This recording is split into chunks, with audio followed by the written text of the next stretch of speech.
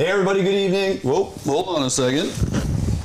Did I turn that on? I am turned on. Well, whoa, okay. It is chaos today. Oh my gosh. Okay, rewind. Hey, welcome everybody. Good evening and welcome, I should say, Fish Hunt Northwest. Wayne England, Kelly Barnum.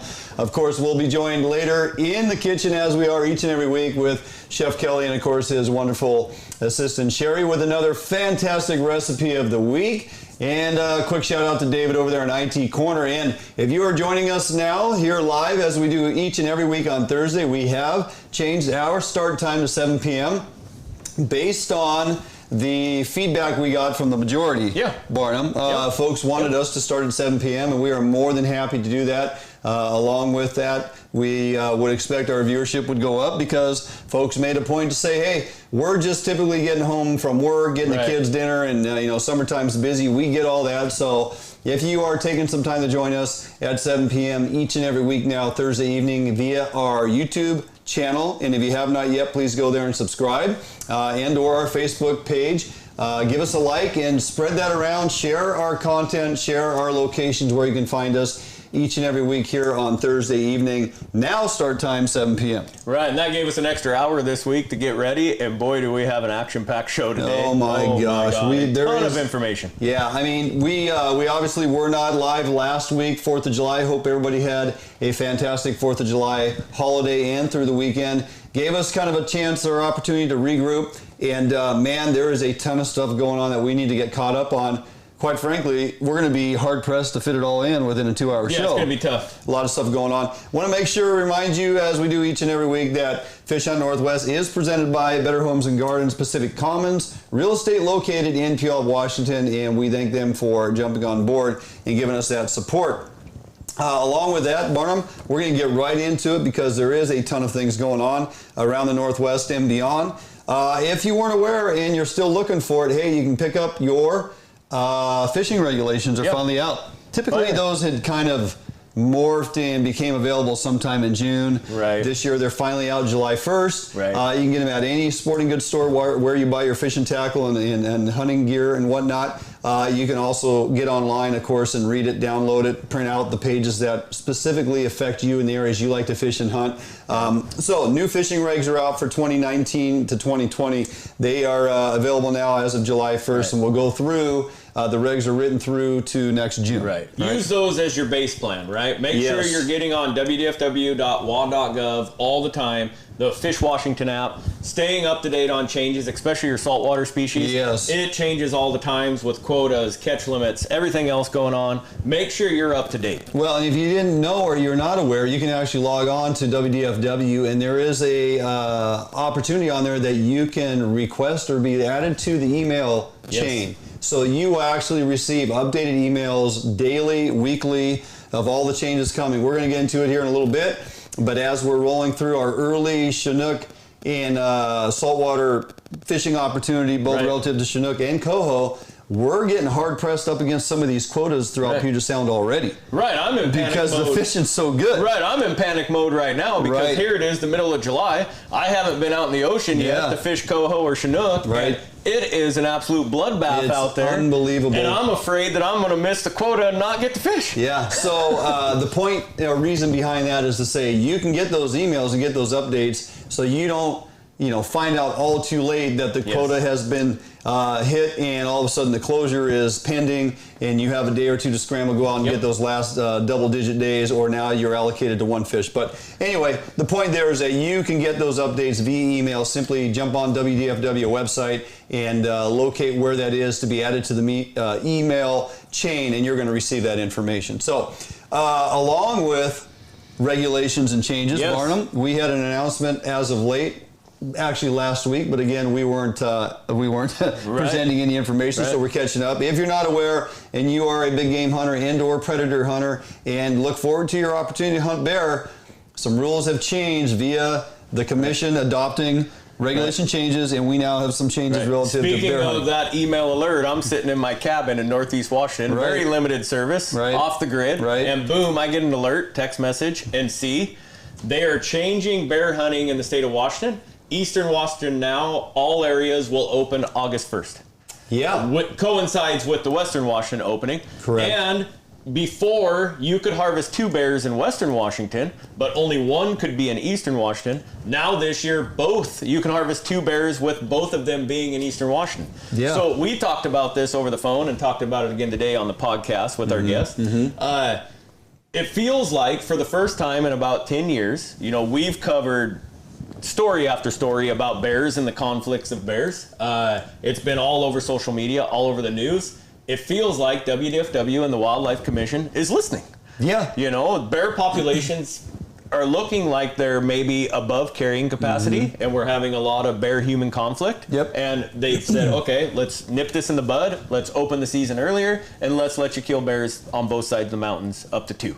Yeah, I mean, they don't care where you get your 2 bears from now, right? It's wide open, and your point is valid. If you've been following us since the start back in March when we launched this show, one thing that we are maintaining a presence on or keeping up to date on is a lot of our predator and human conflict issues, and or just flat out the predator issues, period, whether it's ranchers and cattle and wolves. Yeah, every week. Yeah. Every week we had the OPT wolf pack in Northeast Washington. Yep. Tore up a couple more cattle. You saw that one as of late as well. I mean, we're not going to cover that on this week's show, but maybe next week's show. Because when that information comes out, we already have such a packed show trying to catch up on everything else that's going on. But it's just every week. We got salmon openers now on the Upper Columbia that were just announced a couple hours before the show here tonight. On July 16th. We don't have time to cover that, but I just gave you a mention, so there it is. You know, it's those types of things that constantly are coming out. Referencing this bear hunting and predators,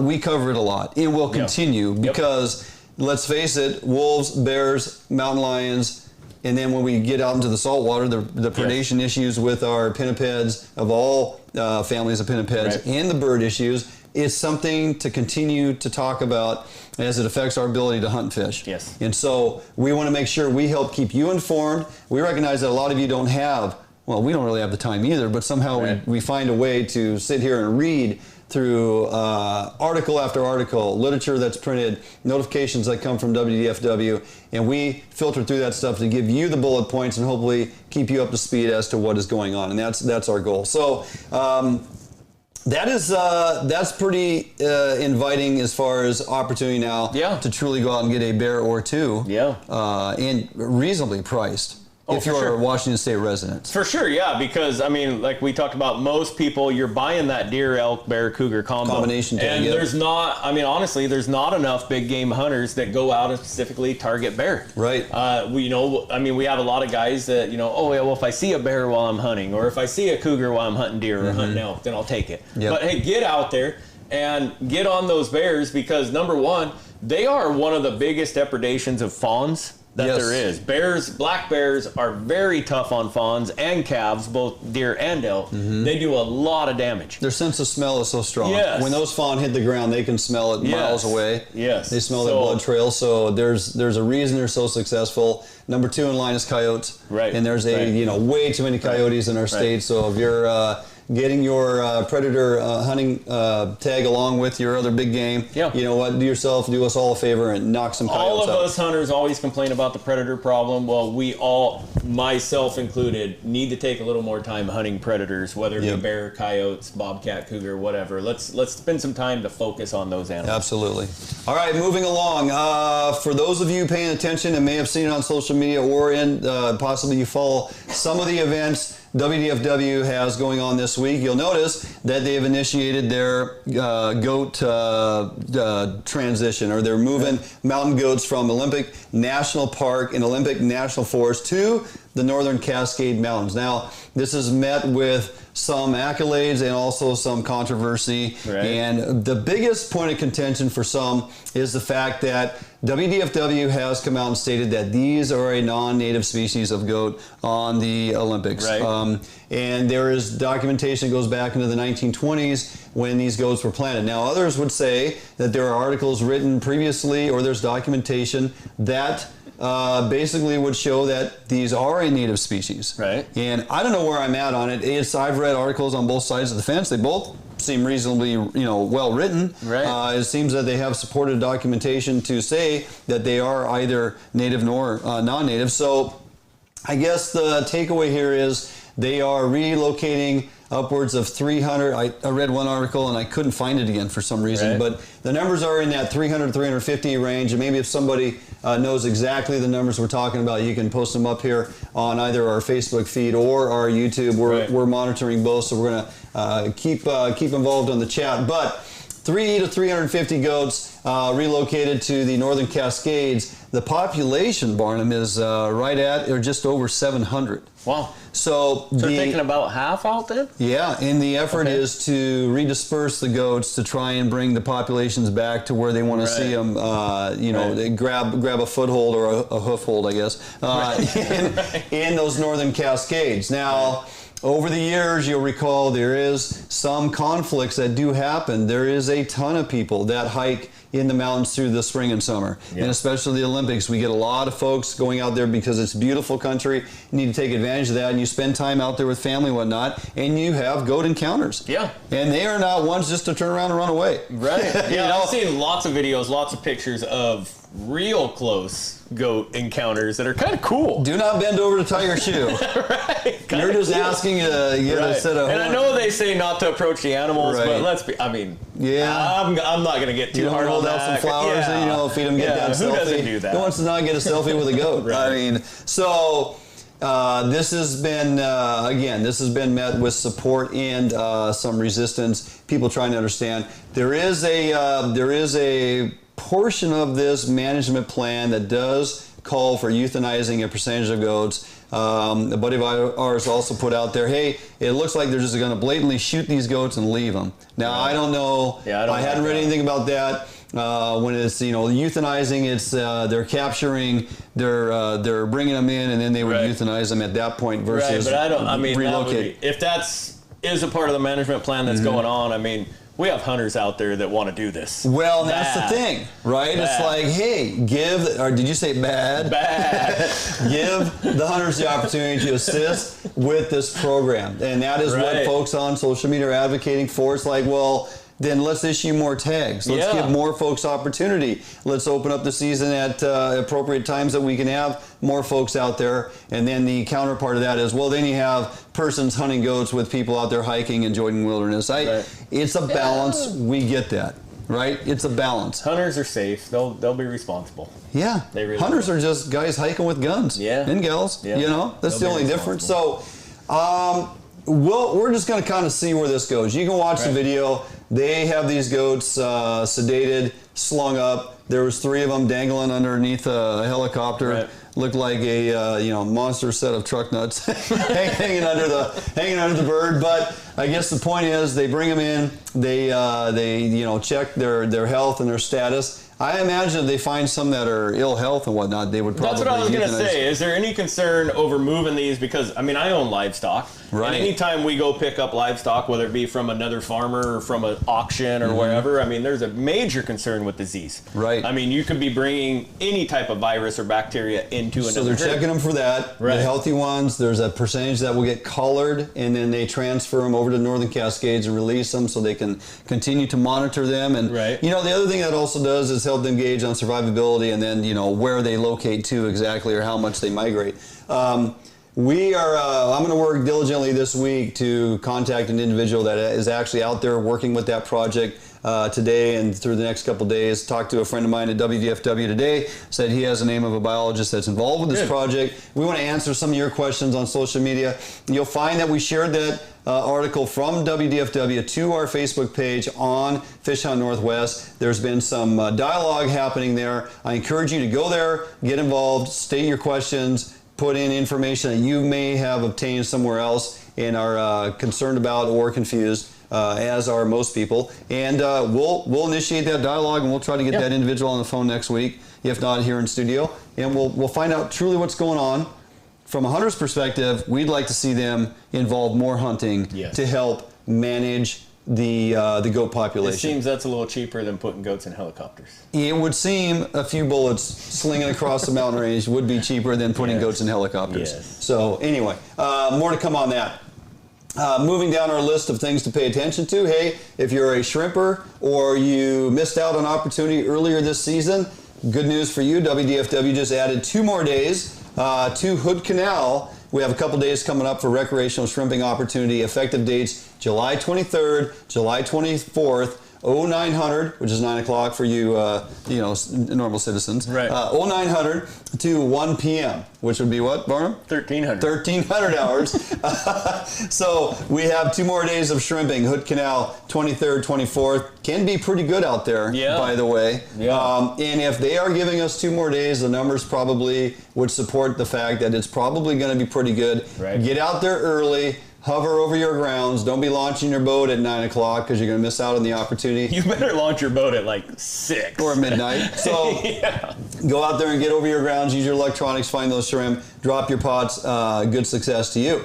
Also, if you were not aware, lots of Chinook opportunity opened up throughout other areas, additional areas in Puget Sound. Area 11 opened on July 1st. Crabbing opened on July 4th. That was kind of a big push this year by WDFW to make it a big celebration, open crabbing. Right. And those areas that are crabbing well. Yeah. Folks are doing well. Our buddy Sean Christensen up there in Area 10, Buck King Outdoors, or Buck King Productions, he put out a couple videos and they did very well on crab. Still doing well up there, Area 10 on resident coho. Folks are also doing well in regards to catching and releasing Chinook. Encounters along with going after the resident coho. Right. By the way, that Area 10 Chinook fishery will open July 25th. Looking forward to that. May venture on up there. But these areas down here, South Puget Sound, Area 11 opening up, has been fishing for some folks off and on, but for those that have it dialed, fishing very well, and the fish are fantastic. Nice size Chinook coming in from areas of Puget Sound. Area 13 is kicking out some fish. Area 13 is kicking out some ocean fish that are in extremely early this year, as in a month ahead of schedule with some nice sized fish touching that 18 to 20, 21 pound range. Very impressive, healthy fish. Makes us really start believing that our ocean conditions have turned around and these fish are doing well out there. So we're seeing it all up and down the coast. Marine Area 1 out of Astoria has been on fire. Yep. Marine Area 2 out of Westport on fire. Yep. CQ, Nia Bay on fire. Speaking of Nia Bay, one Chinook, dropping the limit to 1 Chinook as your 2 fish limit July 8th. It did. Due to the fact that 30% of the quota was already accounted for by July 6th. You see what I'm saying about being in panic mode? Yeah, I know. So Nia Bay already, they've dropped your Chinook retention, your 2 fish retention limit to 1 hatchery Chinook, okay? Because they're going to blow through that quota way too early. They would like to extend that fishery opportunity through the summer. You know, that's not a reason to get all pissed off. You still have opportunity to go out there and fish. There's going to be plenty of coho to be had. Now they've just dropped your 2 Chinook to 1 Chinook, and you shouldn't have any problem getting your other fish as a coho. But the beauty there is that we get that longer season, get folks out there. You still have opportunity to retain a Chinook, which is nice, and they're nice fish. Yeah, it's been that weird thing this year of, man, it's awesome to see full fish boxes and people holding fish and everything else, but at the same time it's like, quit catching fish. It's a little concerning. We're going to talk with yes, we are later in the show, not quite second hour, but we'll talk with Art Tachell, Point Defiance Boathouse. He's got some great information referencing Puget Sound fisheries, and he's been dipping his toe with his brother out there in Westport. They've been doing very well. Matter of fact, I think his brother put up a post today, full fish box, fantastic looking Chinook coming out of Westport. That one really took off this last week. A couple weeks ago, actually when we were out a couple weeks ago, Dave and I went out on the 29th. Just actually a week ago. Okay, the 29th for our last opportunity on lingcod and halibut, and our outing on that particular day. The salmon fishing was like a ghost town. And about 4 days later, man, it took off. It is on fire and it's doing very well. So, but we're going to get into some solid Chinook and overall salmon reports throughout Puget Sound and some of our ocean fisheries with Art later on the show. So make sure you stick around for that because the information is very good. Barnum, we got some serious concerns building as we reference the Sockeye numbers, specifically the Columbia River, and I had put a couple posts on our Facebook page this week referencing not only sockeye, but the summer steelhead numbers are in the freaking toilet. Yeah, they're following the path of the spring Chinook. Spring Chinook, summer steelhead, now sockeye, all just not good. Spring Chinook numbers kind of took a standstill there at 54,000. Right. And some change. And we kind of predicted 55% of what was expected. Yes, so very dismal. They've recently, well, actually on June 27th, backing up and reading as things have been moving through the week here, June 27th, those that are the bean counters, the fish counters, the paper fish counters, they reallocated the run size that was 99,000 sockeye come back to Columbia. They dropped it by 42%, anticipating 58,000 fish. Okay, that was June 27th. They said 58,000 fish. I looked earlier this morning, and over Bonneville, there was, as of today, 58,600. So they've hit that benchmark. They've now reestablished the season forecast to be 58,000 again, 42% down of the original forecast. The concerning thing there is that, okay, we hit the number they said it would come in at, and we are going to get a few more, but there are days now where you're going to see that there are zero. Right. There are being zero added, then there's a couple hundred, then maybe we hit a 1,200 day. The numbers are going to be dismal. We may get 60,000. I don't think we'll get over 65. Right. Which we're hurting because we can back up to 2007. Very poor return. We had 26,000, 2007, 26,000.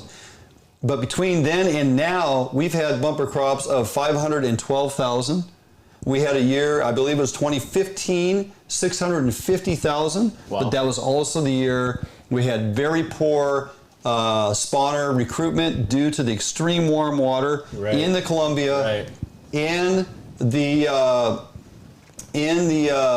Brewster Pool area. Now, what is the life cycle of a sockeye? Is it every 2 years, every 3 years? No, it's 4 years. 4 years, just like every other sockeye?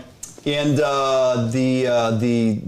survivability of that class of fish was horrible. The outbounding fry was dismal based on the numbers of fish that came back. The spawning recruitment was horrible. We had a lot of fish dying off early because of the warm water. Remember, 2015 was the drought, extremely warm water, temperatures in river and the ocean conditions were not favorable for survivability 2015-16 when those fry made their way out and smolt from other fish species made their way out. So in some regards, we're still recovering from some of that. Yeah. Right? Because 2016 wasn't a banner year for survivability as well. So we're seeing it in the coho, which is a 3-year fish. That sheds some light on next year's return relative to our anadromous fish that are on a 4-year cycle. So there is hope coming for next year. We're weighing in on these coho this year, and we're hoping some of these other fish will rebound. The survivability at Okanagan River in 2015 was horrible. The temperatures were, I believe, touching in the 70s. It was a bad year for survival. So Lake Washington, on your sockeye, 15,000 was the preseason forecast. So far we got 85.59 as of this morning when I looked. The issue there is more of an outbounding survivability. 95% of our sockeye fry coming out of the Cedar, that multi-million-dollar hatchery program, and the survivability in Lake Washington is dismal due to 95% loss due to predation. Wow. And that's a ton of different species. Now they're even surmising that, the yellow perch are eating a bunch of those fry. The walleye population is growing, the cutthroat, and of course the squawfish. It's a conglomerate of all these predatory species that are just having their way on these fry. And I don't know what the answer is there. They have some serious concerns. That one's not doing well. I guess the glimmer of hope relative to sockeye, if you're passionate about sockeye fishing, is our Baker Lake fishery. The return so far to the trap of what they've moved into the lake so far is 2683 have been transferred into the lake. So 2,683. The opener of July 1st, there was 1,500 fish that have been moved up there. And for all indications, for a handful of folks, the opener fished fairly well. I saw guys with 3 persons in their boat and limits of 9 sockeye. Right. So for those that have that fishery dialed, there is opportunity in Baker Lake, and they are going to continue to transfer fish from the fish trap up into the lake, and the fishing, for the most part, should do fairly well. Water conditions are good. Clarity is good. I mean, you got, you know, a little bit of that green color up there. It's a beautiful. You ever been up there? No. Amazing lake, scenery beyond belief, God's country, opportunity to catch sockeye that are in actually really good shape by the time they transfer them into the lake. It can be crowded. Maybe next week we'll delve into a little presentation on, you know, gear and things you need to be successful up there. I can tell you coon shrimp is the way to go. Some will rely on sand shrimp, but if you have access to coon shrimp, do yourself a favor. Get your coon shrimp buddy, get up there, go catch some sockeye. So that is an opportunity to get your sockeye. Columbia River, no. Brewster Pool, no. Lake Washington, absolutely not. Baker Lake is an opportunity, and the weather is going to start getting nicer as we got through this storm here the last couple of days. Yeah. And so you are going to have opportunity up there for some of those sockeye. I suggest you get after it and go get it done. Columbia River summer steelhead, not even going to talk about the numbers. Nope. So dismal, very disheartening. And even some of our local rivers now, if you're paying attention to your river graphs, yesterday you saw a nice bump. Or this morning when you got up, if you took time to look at some of your local rivers, your coastal streams, you had a nice bump. We're going to talk to Bill Herzog shortly here on the show. And we're going to talk about summer steelhead conditions out on the coast because he was just there and he's going back. We're also going to talk to him about some of the triploid opportunity on the east side. So I think that's about the majority of it right there. Got it. Tried to bang it out. We got an extremely busy show, tons of things to get through. Right. So I'll tell you what we're going to do. Going to jump out for a quick commercial break. We get back, we're going to do just that. We're going to talk to Bill Herzog. Summer run opportunities on the coast, what this rain may or may not have done to your advantage for the next week or so.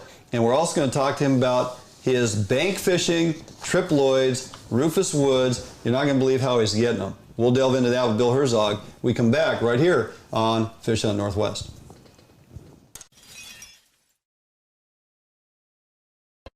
At Metals Supermarkets, we understand your need for fast access to a wide variety of metals, so we've made it easy. Our network of stores carries a wide variety of metal in all different types, shapes, sizes, and grades, with no required minimum order size. Who could ask for more? Simply tell us your dimensions online, on the phone, or in store, and we'll cut or process the metal to your desired size, often while you wait. We offer same-day service and can deliver the metal right to your door or job site. We even source hard-to-find metals, so no matter what you're looking for, Metal Supermarkets can provide it for you. And we're conveniently located with brick-and-mortar stores in Seattle and Portland, so you can check out our extensive stock for yourself. Superior customer service is guaranteed. Quality service from real people who know metal. We are the small quantity metal experts. To place an order, simply call a store to talk to one of our knowledgeable customer service representatives. Fill out a quote request online, order off of our e-commerce website, or visit one of our many locations and pick out the metal you want. Whether you're a small or large business, government, homeowner, or hobbyist, we make it easy for you to buy the exact metal and just the amount you need. We've been doing this for over 30 years, so we know how to get it done. Metal Supermarkets, the convenience stores for metal. Visit or call a Metal Supermarket store near you today.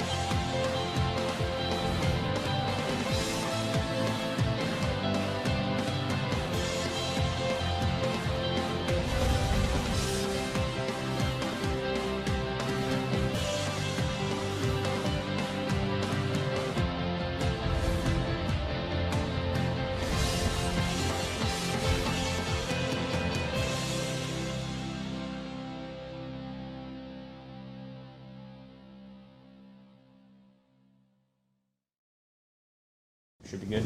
Yeah, I think so. Hey, welcome back, Fish Up Northwest. Wayne England, Kelly Barnum.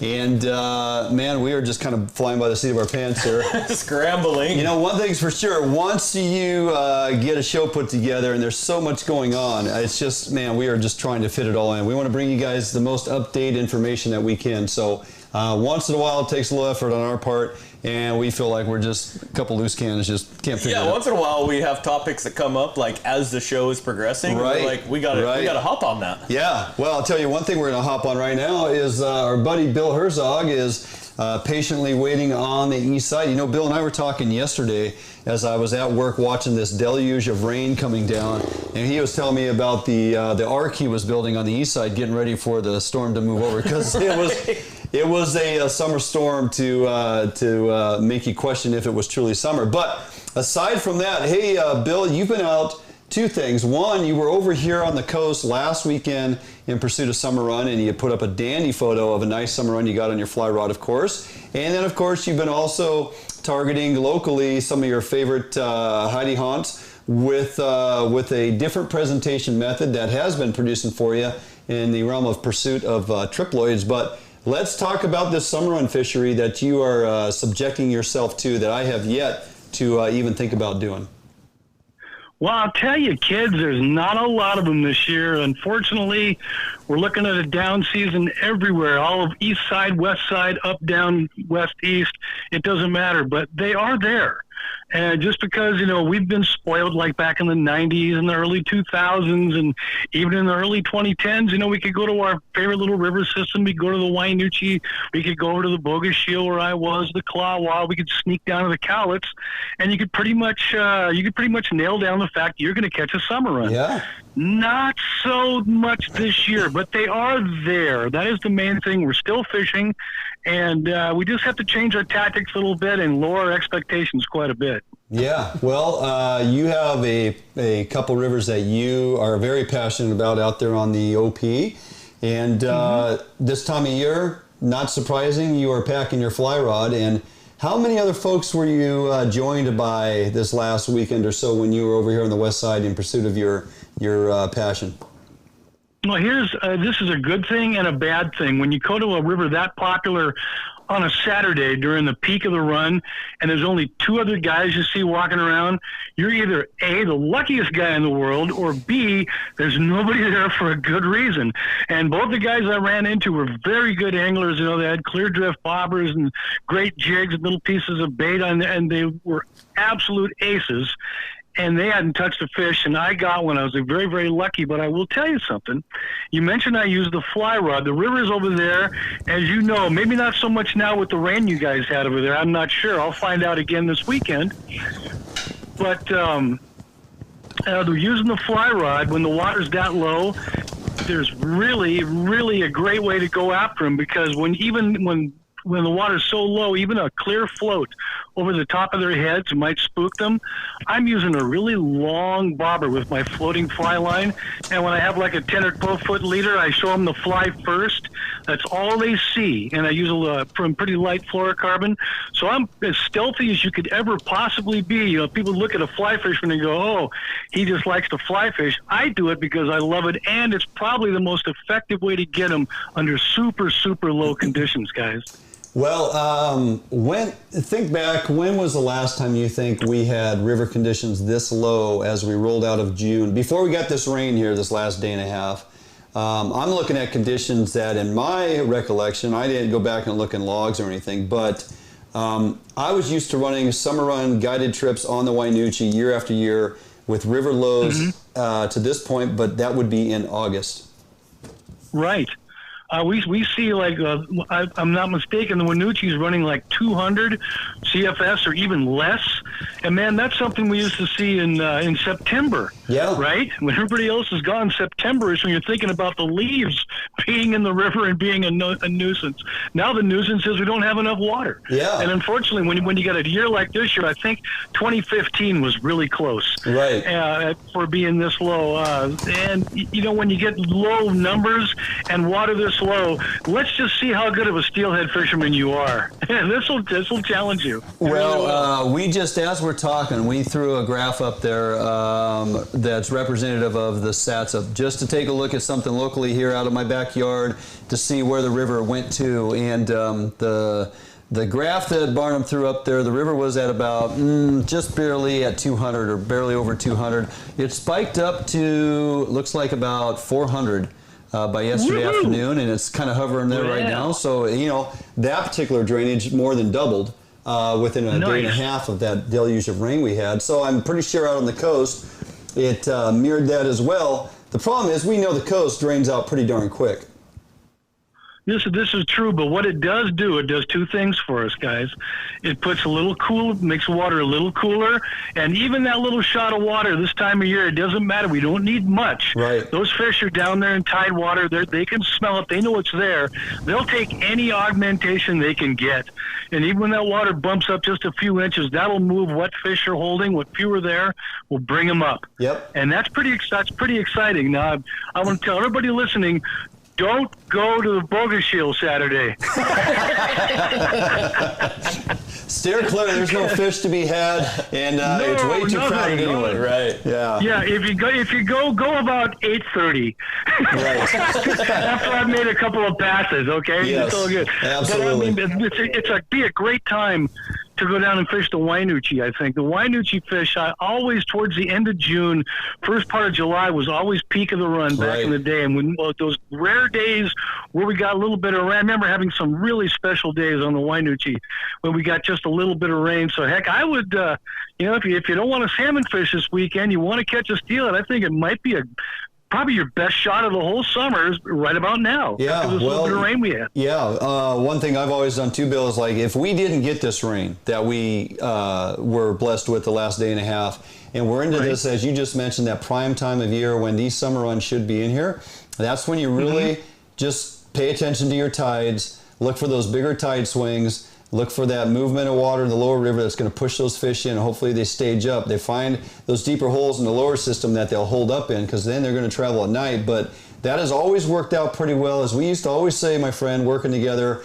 water's extremely low, stay low in the system. We get high water, go high and look for them, right? So this time of year, rely on those tide pushes, and if not, when you get that little blessing of a bump of rain that we got this last day and a half, it's go time if you're going to find them at all or have any opportunity within this next month.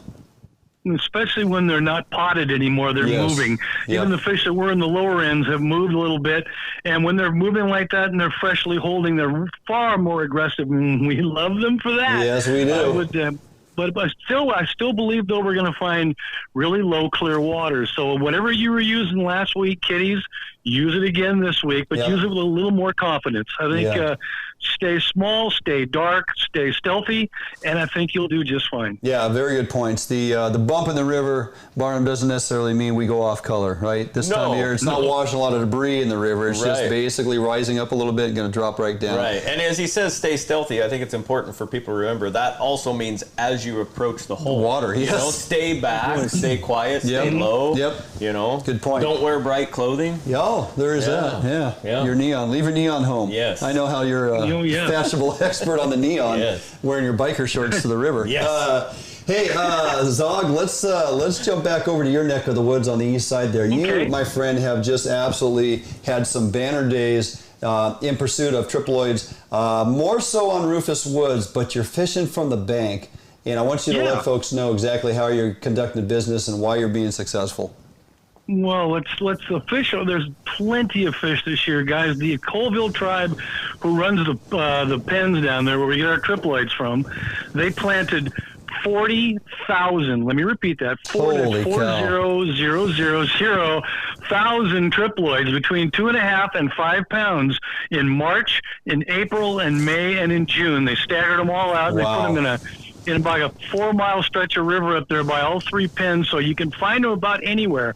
But like any fish, they're not very tall, and the ones that I've been finding are right off the drop-offs in like 10, 12, 15 feet of water. Right. It's where I've been finding most of my fish. And if you're in a boat, I watch guys come in and drop the anchor right on top of these fish. And I said, well, you just bring your boat on shore. Like I've been shore fishing and doing as well or better than any boat anytime I've been in a boat. Yeah, shore fishing's been good. Now let's remind folks, if you're fishing rufus, if you choose to use bait, the first two you catch, you must retain. It's nothing like when Barnum and I were over there at Twin Lakes. You can catch and release fish all day long. They don't care if you use bait or lure or whatever. But rufus has always been very specific. 2 on bait, first 2 you catch. And if you're going to settle for a 12 or 14 incher, that's what you're taking home. But you're using artificials and you're not casting spinners. How are you enticing these fish to bite all day long? Well, triploids are a different creature. You found that out when you're at Twin Lakes. Right. They're not good lure eaters. No matter how aggressive they are, they're just wired differently. They want to eat, and I don't know if you don't want to use a night crawler, if you don't want to use power bait or any kind of dough bait for them that might work for you.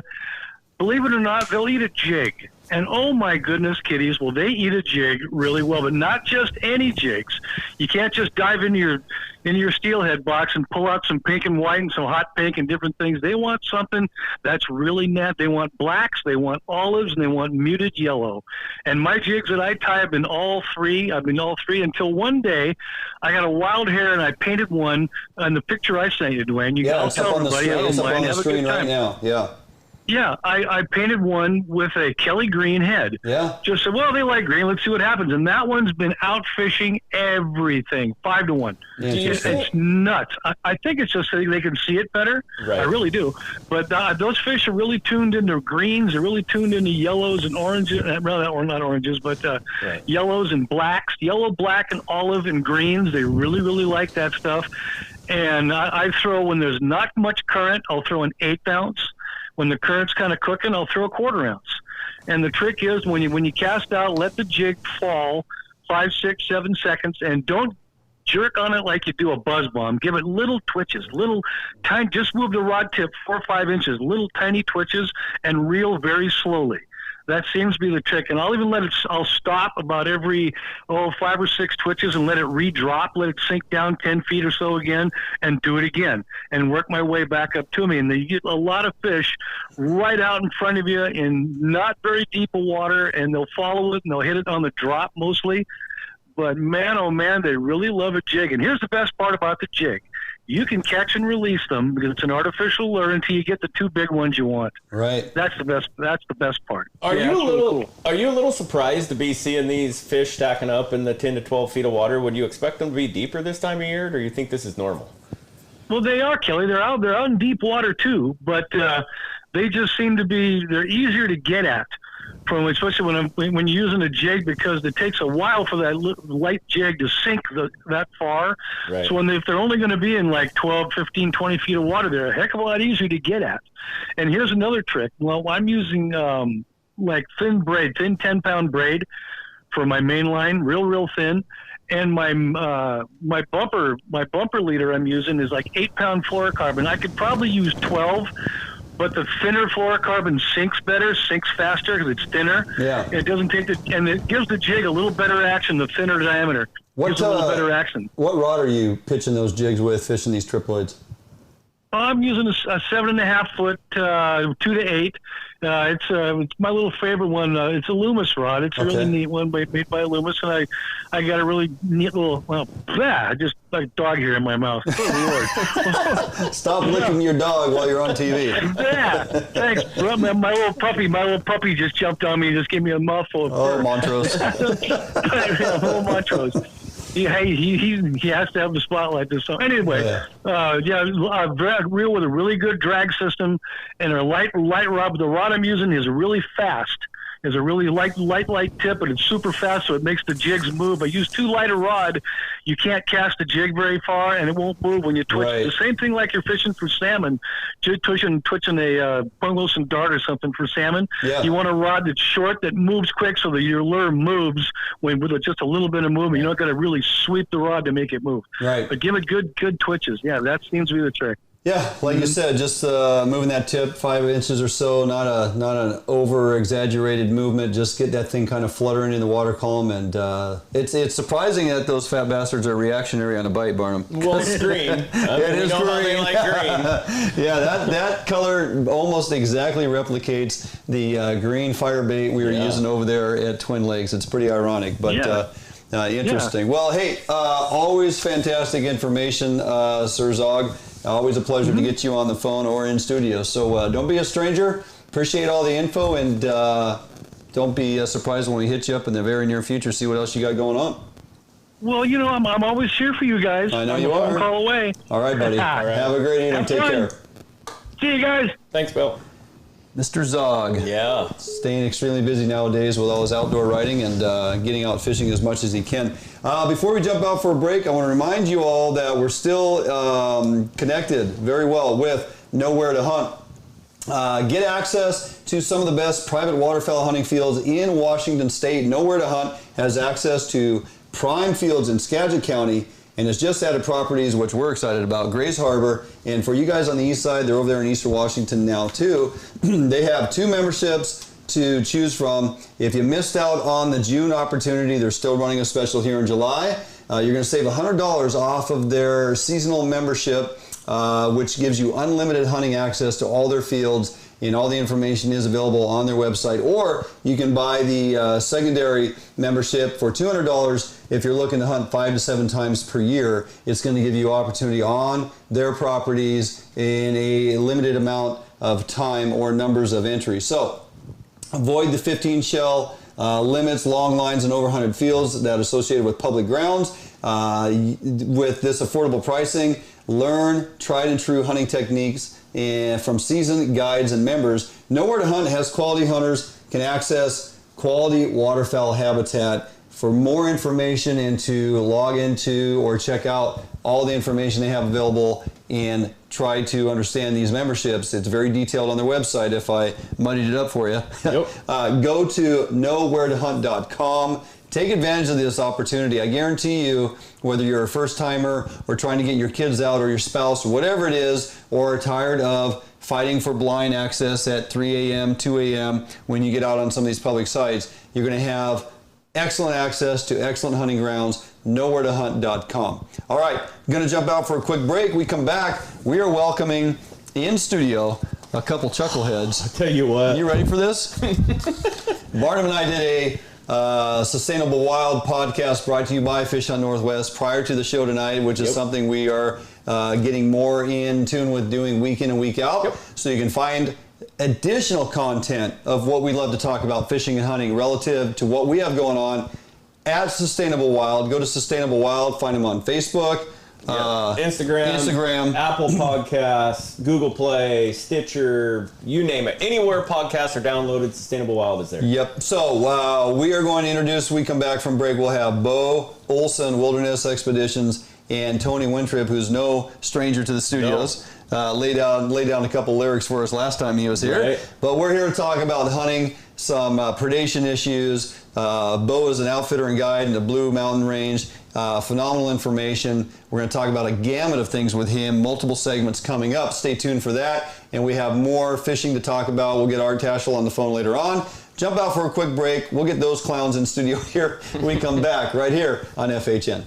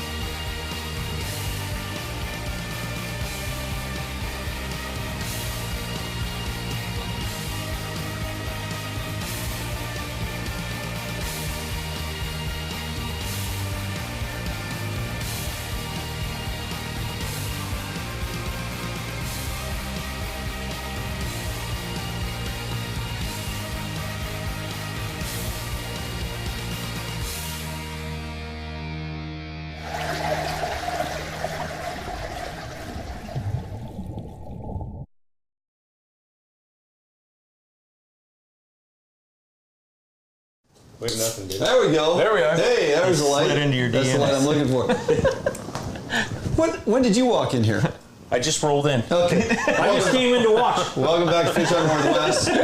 We are in the process of introducing our guest. Bo Olson, Wilderness Expeditions, is going to walk in here. He's got something he's packing. Those fall off an animal. Whatever. Look at that. I'm from the east side. Gosh, look at that. I come bearing gifts for you. Good Lord. Welcome to the Good. How you studio, doing? Thank you, Kelly. Nice to meet you. Tony, good seeing you, brother. You two know each other? We do. We go way back. You from out of town? You know what? I'm from the east side, and I'm proud of it, brother. I know you are. I love it. You guys do a lot of bobber fishing together? Yeah? Well played. Well, No. What do you think about those bobbers anyway? Yeah, They I go know up, nothing about the bobbers. Up, down. Bo Olson, Tony Wintrip, welcome back, Tony. Not your first rodeo here. I love your guys' show. Yeah, it's great. appreciate it, man. Yeah, I really do. You brought your buddy Bo, and pleasure to meet you. You got a lot of great stuff going on. Barney and I are pretty excited to talk to you. So, Tony, you're just going to shut up. So, yes. Well, Tony, we invited Tony on the show, and every week he shows up out in the parking lot, wanting to get back on. And finally, Bo pulls in. He's like, "Hey, I know that guy." I just wanted to hear what he got to say. I know he's good. What happens when you feed a stray dog? Right? He keeps coming back. And Shing just puts the food out, and we have no choice. So fantastic. But hey, Bo, for those that don't know what you got going on, let's talk a little bit about you're over on the east side. Yep. Where you reside and what's your outfitter business all about, and the areas that you have access to outfit. We are one of the exclusive outfitters in the Blue Mountains. Encompasses 4 units: East Winaha, Tucannon, Mountain View, and Lick Creek. Yeah. And specialize in big game. Mm-hmm. Elk is our niche. Yep. Quality elk, man. That once-in-a-lifetime tag. We're the guys you want to call. There are a percentage of folks out there that just don't recognize a single unit or area that you named off, but there is a contingent of folks that when you said those, you just perked them up in their chair and they got their attention because they put in for them every single year. Yeah, all your local buddies are really happy you named all those. Yeah. So let me just we'll cover that here through the evening. Right. But not to give up a unit, but that's where we pretty much reside in all the fall, and it's a wonderful business to be in. I'm proud to have a Forest Service permit, which there's only a few of us that have them. Right. And how long did it take you to get that? A long time. Yeah. Yeah, it's a long story. How long is this podcast? Because it's I'll give you the short version. It took some time. I had applied for a Forest Service permit with other wilderness areas, and just when the recession hit, I was in North Dakota, and I got a call basically from someone in the Forest Service and said, you might have an opportunity. And that's how it started. Nice. And you submit a business proposal, business plan, SWOT analysis, etc. And I did all that. And I guess schooling kind of came full circle there in that aspect. And I put it in, and it just the opportunity came about, and I had to go work under someone else's permit for that first year. Yeah. And the gentleman's permit that he had, it was basically dormant. So my first year, like on Hunt Washington, I'd get on there and people would say, well, there's only one outfitter in the Blues, and that's Dave Waldron, Western Life Outfitters. And Dave has the western half of the East Winaha. And then I have the greatest half of the East Winaha. The best half. Yeah, the best half. But it just kind of came about in that first year. We were kind of growing some legs, getting our feet wet, and people were still like, well, there's only one outfitter. And then it finally came about to where that first year, like, we had to kill 3 quality bulls to kind of get our name out there. And I did everything in my power. Harvest. Sorry. Let's get that straight. Try not to offend Tony. Yes. We're trying to harvest. Take three takes. Of elk. And so anyway, we did that, and we kind of offered something different than the typical, pack string outfitter did, and people liked what we had to offer. And I I will say this, and I'm very proud of this, how far we've come. But what we started off to do, and that was provide something that no one else has ever done in the Blue Mountains, is basically provide them with a almost 100% shot opportunity. That's unheard of. We are 95% success rate in 7 years. That is fantastic. Wow. I'm very proud of that. Absolutely. Absolutely. So, I mean, elk is a huge part of what you got going on there. What other opportunities do you go after, and what type of trips do you set people up with? Elk is our niche. We haven't really got into summer pack trips. You know, people want to get into glamping and all that. That's not what we're about, man. We strive for the hunter. That's what it's about. Tony's a glamper. Well, Tony's glamped. Look at him. Tony's glamped a couple times. Hey, Tony's glamped with me a couple times in a winter snowstorm. How many guitars How many guitars does he take on a backcountry trip? I closed my buns off one night with this thing one night. I have told Tony this. I actually promised Tony this. I said, with the right client, we are going to have Cody meet you at the trailhead, pack you in with your guitar and all, playing it all the way down, because Cody's going to expect only that. Okay? I'm doing it. I'm in. Yeah. Dwayne, I'm in. Yeah, video the whole thing. And the right camp, and you know what? We have one client for rifle season this year, and you guys all know who they are. He did tell me that and I think they will be perfect. He was afraid of going into elk camp and coming out with a case of the glamp. What he told me off the record. Okay. Well, he's not in our camp. No. I know that.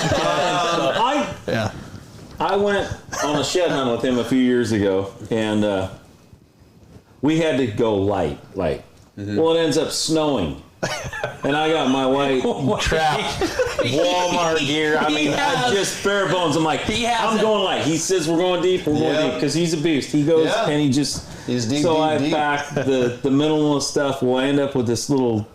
What I thought was a 2-man tent, and I was just going to stay in by himself. It's like a little ground blind that my kids had, and I'm like, I don't even fit in it. His legs were hanging out. And then it snowed like 4 inches.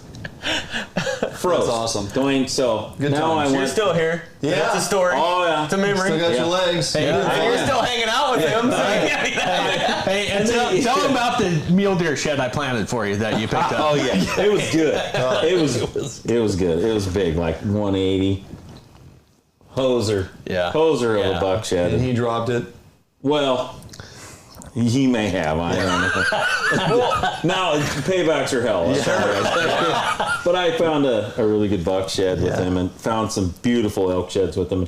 Guy knows what he's talking about. Absolutely. I know for a fact. So this area that you are permitted to outfit, and folks that draw these tags and get a hold of you and want to run, go on this trip with you.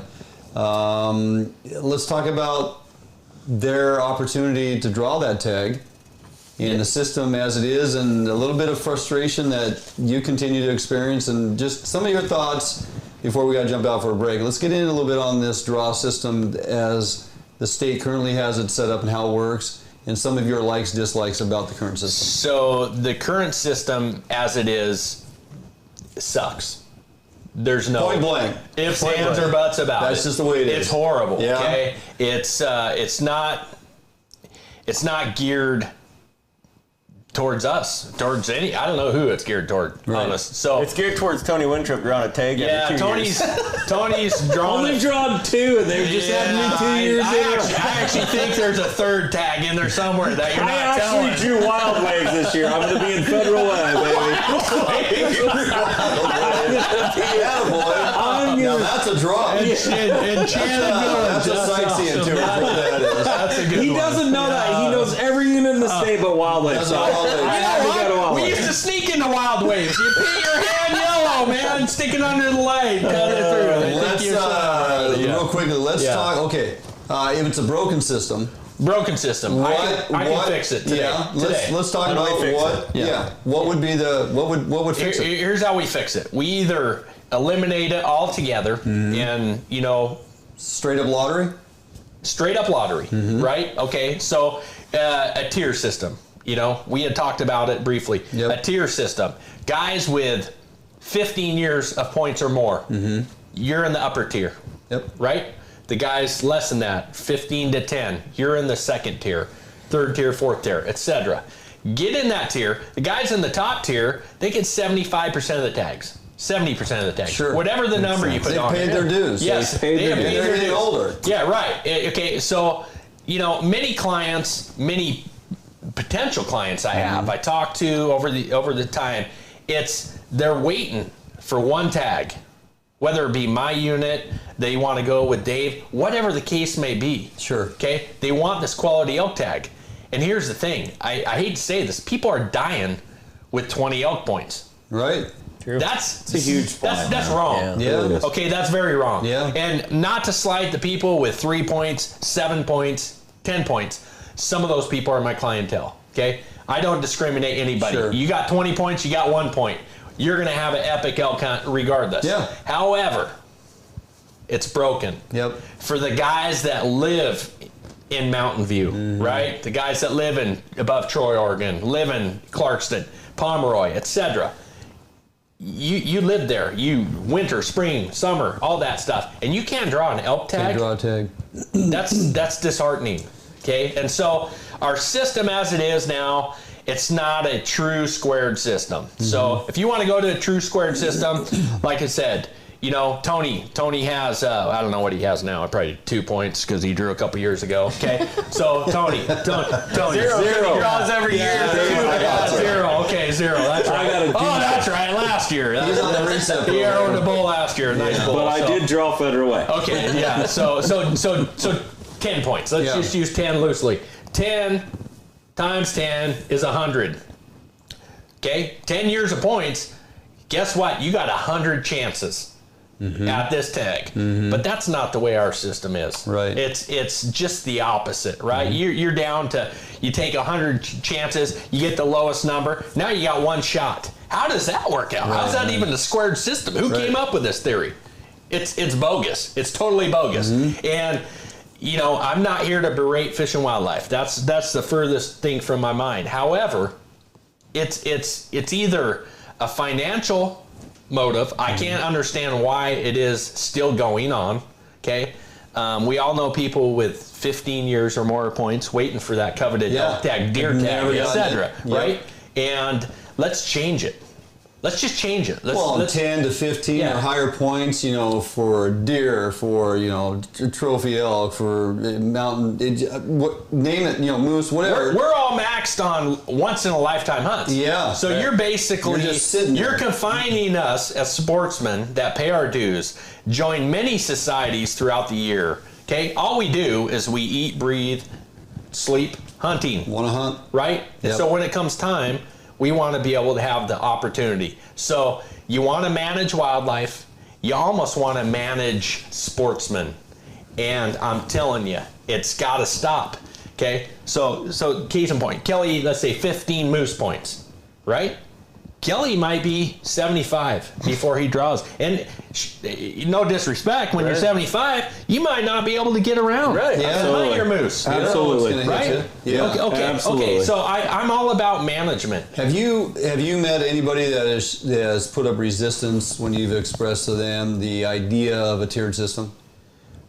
No, I don't see no downside. No, I've never heard it before until today. I really don't see a downside. It's like light bulb. I think it's genius. I'm with you. No, yeah. I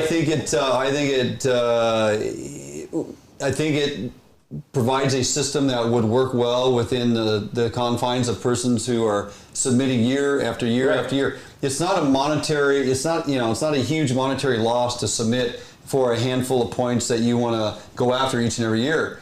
But if you are 15, 20 years deep on a number of these, you have somewhat of a financial amount that you have put forward on this thing with no return. And you're just waiting for that opportunity. Like you said, there's guys that die with 20 plus points. And that's a disservice, to a person that's been hunting his or her whole life. So, case in point, there's a guy that used to teach hunter education, Bill Madison. He's out of Yakima, Washington. Neat man.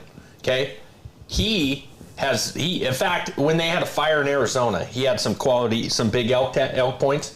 He couldn't go, and so he called their Fish and Wildlife and said, "Hey, is there any way I can give this hunt to a veteran?"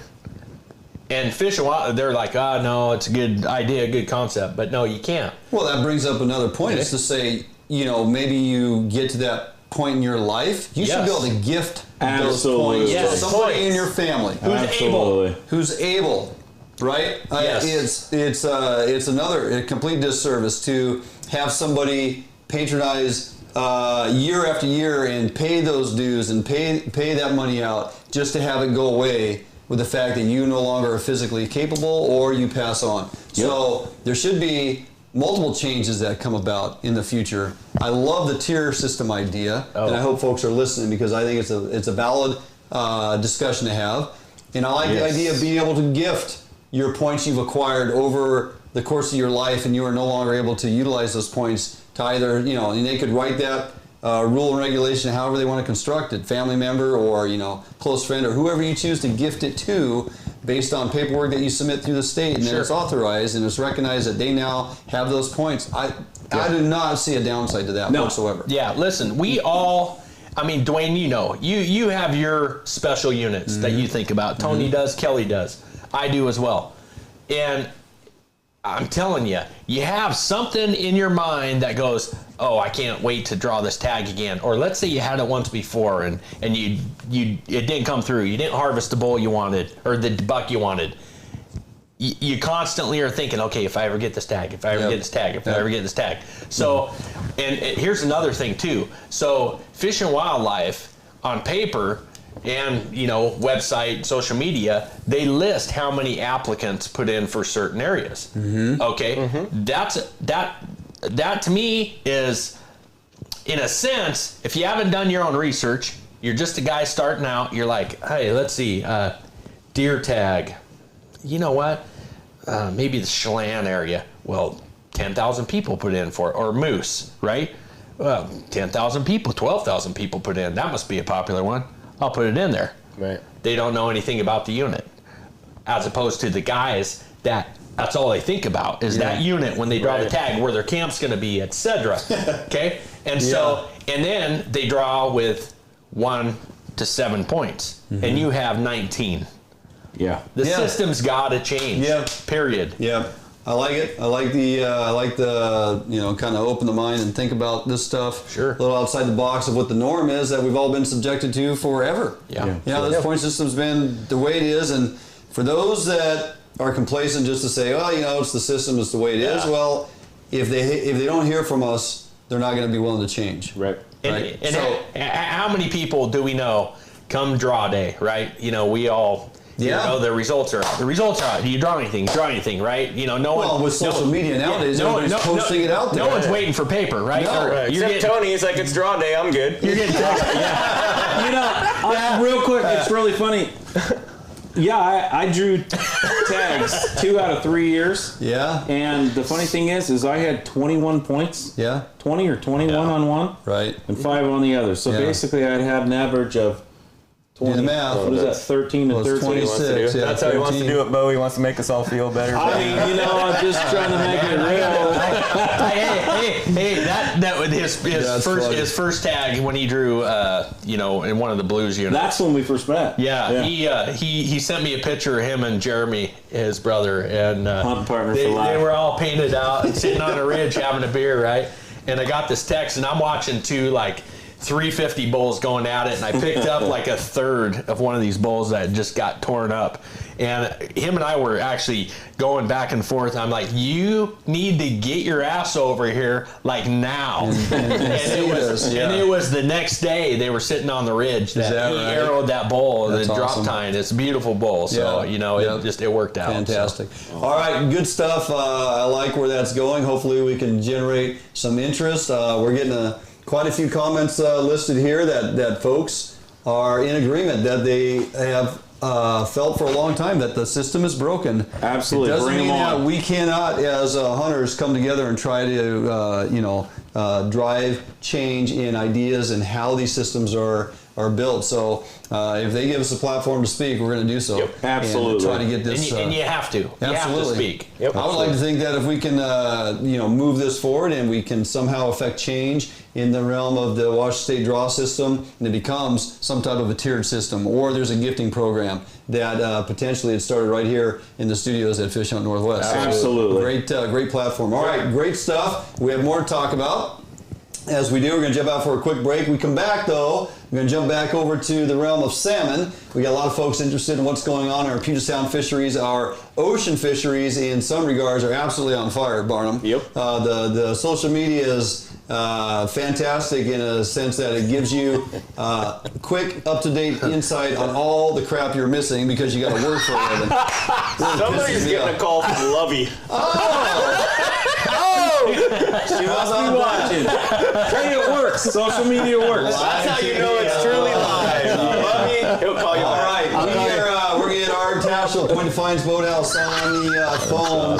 When we come back from this break, we're going to talk some salmon and some numbers and some quotas and the reason you need to get your boat hooked up and get to fishing before you lose out. So we'll talk about all that with Art. We come back right here on Fish Hunt Northwest.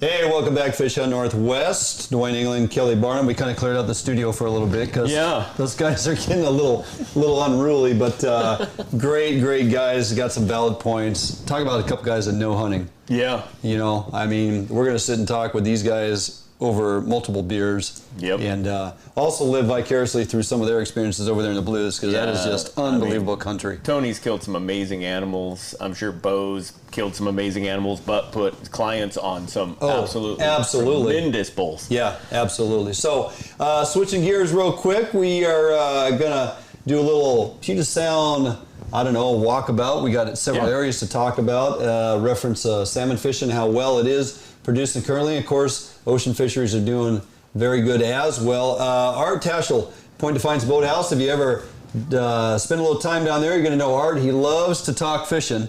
There's no shortage of information coming from that man, a wealth of knowledge, also involved in the Chinook recovery programs, some of the net pen programs that are happening now throughout Puget Sound waters. Very actively involved in the North of Falcon process as well.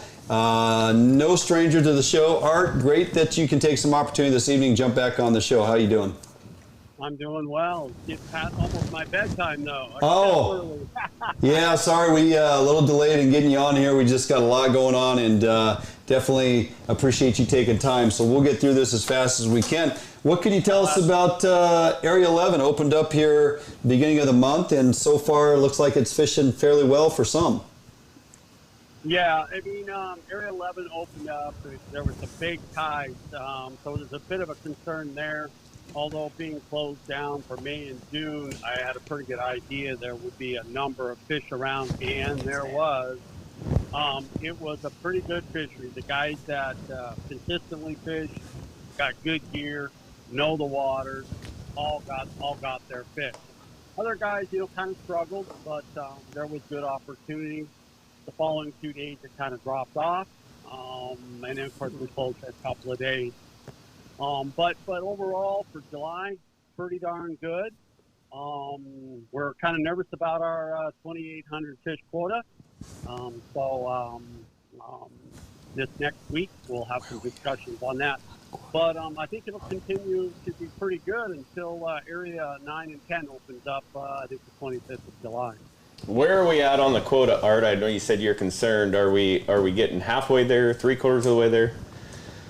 After the first week in which we got to fish 5 days, I found out yesterday we were at 24% of our quota. Okay. So if that trend continues and we stay with the schedule we have, we could be done by the 1st of August. Yeah. Wow. When's the last time you remember Area 11 off to such a strong start in reference as we're up against a quota? Of course, our quota's been cut in half from this last year. Right. Cut in half from the year before. So right. Typically in July and August, 2,800 fish is a normal catch. It's just been a really good July. It's something that I haven't seen in a long time. July is typically an in-between month. June is good, August is good. Yeah. July's kind of slow. But with the reduced fisheries all the way to Alaska, even more fish are getting by. So it's pleasant, but it makes you nervous. You don't want to burn up that quota. So anyway, that's kind of what's going on there. Yeah, and some nice sized fish too, wouldn't you say? I mean, I'm around social media, and of course, you and your brother have been out there Westport as well, but the common theme that we're seeing amongst a handful of the areas, excuse me, now open in Puget Sound and our ocean fisheries is these kings have packed on some nice size girth to them for July fish. Yeah, their survival's been great. They've been running, I was just talking about the other day, probably 3 to 6 pounds heavier than the last few years, easily. They're robust, they're active, it's just great fun. So yeah, they're in great shape. So have you got an opportunity to get out and fish Area 13, and what are you guys seeing there if you have? I have. I fished it in June and also a couple of times on the closed days here. There's been good opportunity down there as well. Most of us been running to the Point Gibson or around Fox Island, Point Bosset, Point Gibson, Greenpoint, Sanford areas, and it's been pretty productive. It's it's been good for 3 or 4 days, and it'll die off for 2-3 days and pick up again. It's been kind of one of those shows. Yeah. As those fish move around and move down and trying to find their way. But I think you had made a mention too that, and also I talked with Terry Rudnick that we're seeing some early, what he would indicate as ocean fish. I know you had posted a gentleman that normally fishes Area 11 prior to it being open, came down to 13, got that nice 21-pounder. We're seeing some early ocean fish making their way all the way down into Area 13 already, which is typically pretty early when we're seeing that type of activity in July, wouldn't you think? Oh, absolutely. I've seen even a couple of fish with some serious color to them, which is odd for this time of year. That is crazy. But I think that's just kind of a picture of the number of fish that are getting through what typically would be fishing north of us. Gotcha. Right? Yeah. And they've already got fish in, like Minter Creek. They're already got their springers and their fall fish. Oh, wow. Move up already, as well as the jaws. Yeah. Some of the tribal biologists too, and they're seeing the same thing. So there's going to be lots of fish back to those hatcheries. Good opportunity in the Gulf River too, Minter Creek, Nisqually. They should get a lot of fish back. Well, it's obviously proven its worth in the fact that the adjustments to the allocation and run timing and fishing up north and letting those fish pass through to get down here, we're seeing immediate results. In this year's, I believe it was a 12% allocation more that they had to let go by to make sure we got more of our fish back. All part of the Orca plan, but also it bodes well for recreational opportunity. Is that what's kind of going on? Oh, absolutely. I mean, that was the goal, and I knew going in if they had those reductions, we'd see bumper fish. The only thing that surprised most of us was the loss of opportunity. I mean, there was some pretty good cuts. Yeah. So we got a lot of fish, and we can't fish. Yeah, no kidding. Well, Area 10 opens up on the 25th. I have a hunch that it's going to perform very well, as right now as folks are targeting resident coho. Some of them are going a little deeper for recreational opportunity. They're catching and releasing on some of those Chinook. It's already performing fairly well, but I got to think that it's going to fish fairly well, and we'll probably be up against the Quota pretty early in that fishery as well. What are your thoughts on that? Yeah, 9 and 10 both are going to, I got a good feeling, they're going to burn up their quotas in a hurry. So get out there for those that live in those areas and take that opportunity. You hate that derby-type fishing mentality, but I guess that's where we're at now. Yep, good stuff. Hey, before we let you go, you got any information getting asked here on our social media? Anything going on in Area 8-1? No, haven't heard. Okay. Well, that answers that. Yep.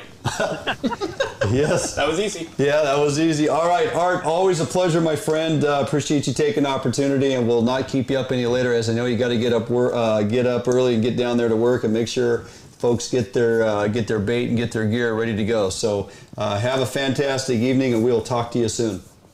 All right, take care, guys. You bet. Okay, bye.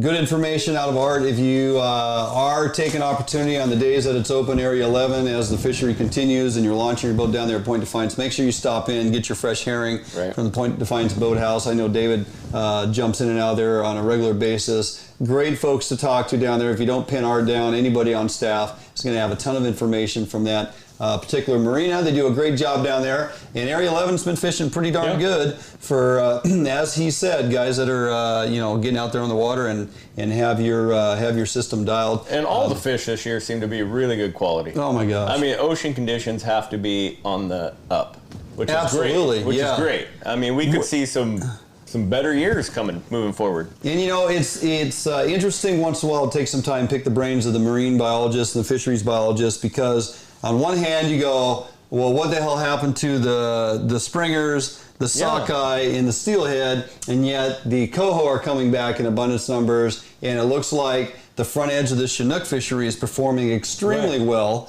albeit a lot of that, as Art mentioned, has to do with that 12% cutback up north on those commercial fisheries, allowing our Puget Sound and ocean fish off our coast to get back. It's had a huge difference. So, get after it if you can. There's plenty of opportunity still left. Yep.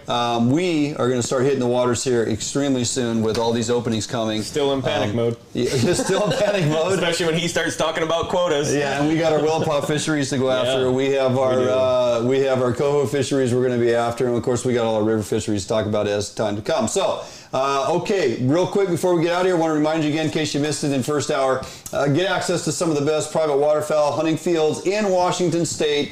Nowhere to Hunt has access to prime fields in Skagit County and has just added opportunities in Grays Harbor and, of course, over in Eastern Washington.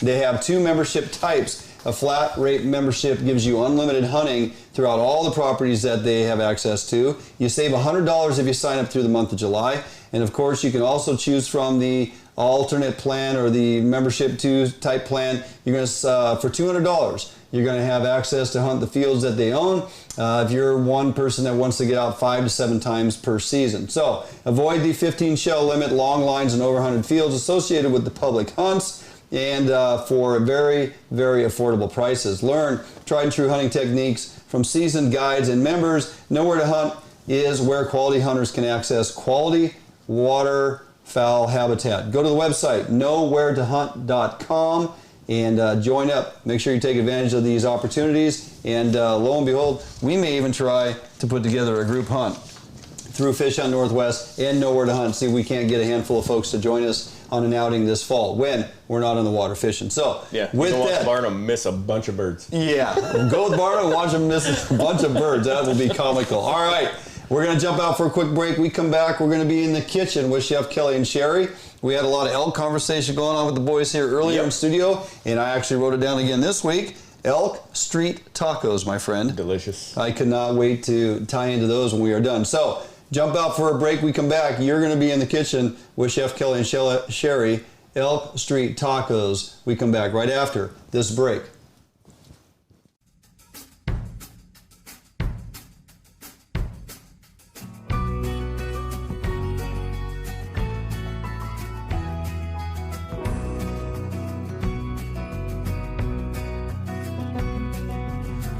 I had the world to give you, baby. I don't even have the time to tell you bedtime stories or to chase away the monsters from your mind. You know, I can only give what I have.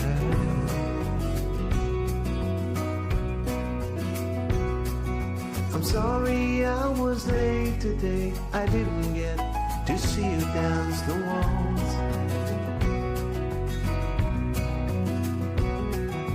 Spinning around the living room all dressed up in your mother's clothes. Oh, you know I love her even when we fight. When I get home to you, I just want to hold you and love you when you calling my name. Here I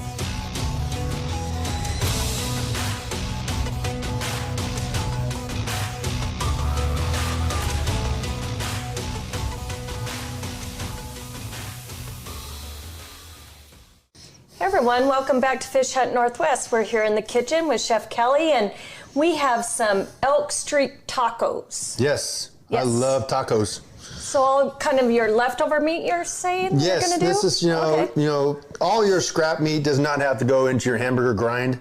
You can use it into your street tacos mix. And I use a pressure cooker called the Instant Pot.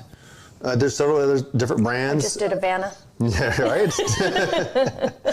So I don't pre-sear my meat when I put it in the pressure cooker because I'm going to pre-sear, I'm going to sear afterwards. So, okay. Okay. So I just put it in there with about half a can of chipotle peppers and half an onion diced up, about a tablespoon of cumin and salt and pepper, and that's it. And then let her rip, and I eat it for 40 minutes.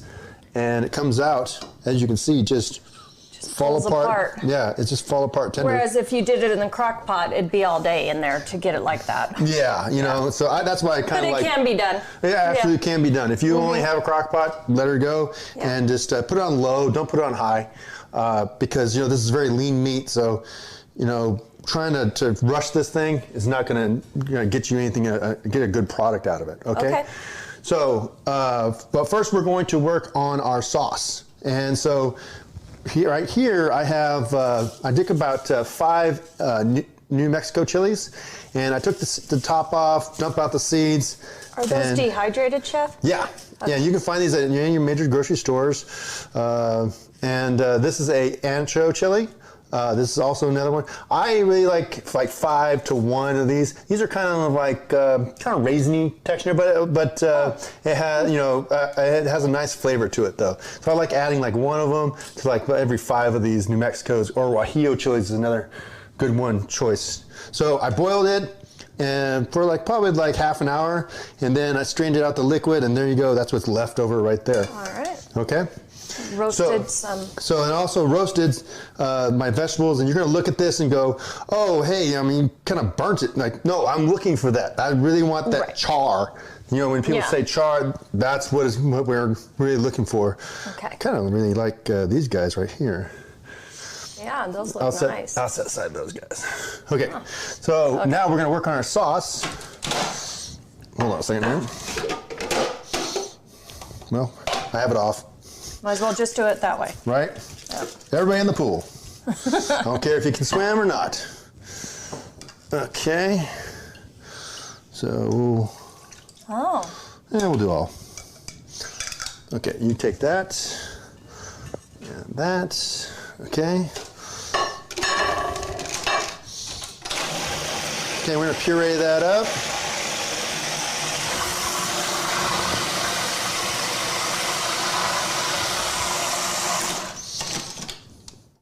Yeah, we're almost there. So we're going to add... that's not... So you kind of keep it a little chunky. I mean, it depends what you want to go for. You know, if you want to stop right there, that's fine. Okay. Okay. And this is called Rojo sauce. Rojo sauce. Rojo sauce. Not Joe. Yeah, you wouldn't say San Jose, right? Okay. Okay. Well, maybe. All right, so add a little salt, add a little lime. I want it a little smoother. All right.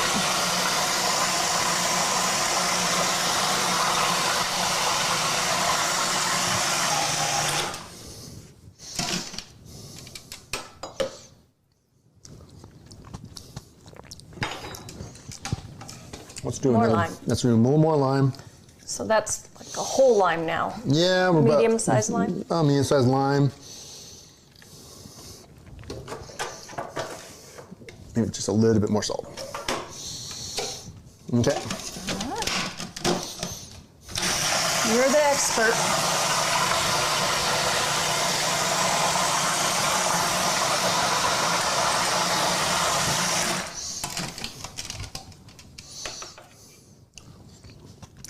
Oh, yeah. Good to go? Okay, go ahead and put that inside there. Okay. Take care of that. Okay, so now we're going to be working on our taco meat. We're going to get this crispy first. Pan's already hot. What is it, this one that comes off here? Oops. I just spilled through it.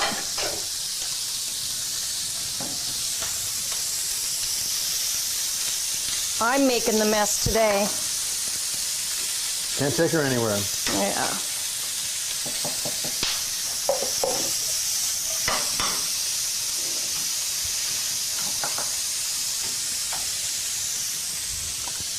Okay, so we're going to work on our tortillas too. And I do my tortillas 2 at a time. Just like that.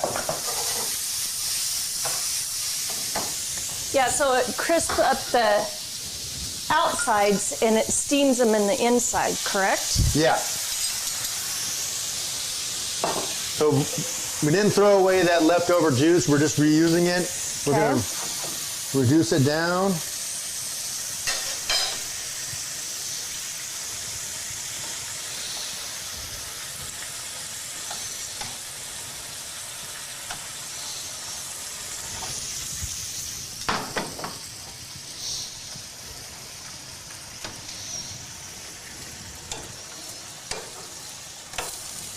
And you put a little bit of oil in. That's a touch of oil. Tortillas. Yeah.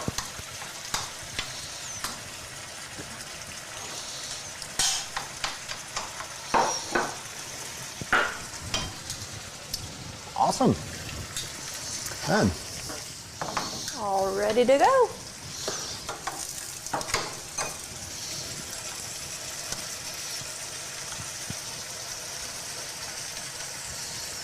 It takes a couple minutes on there. 30 seconds.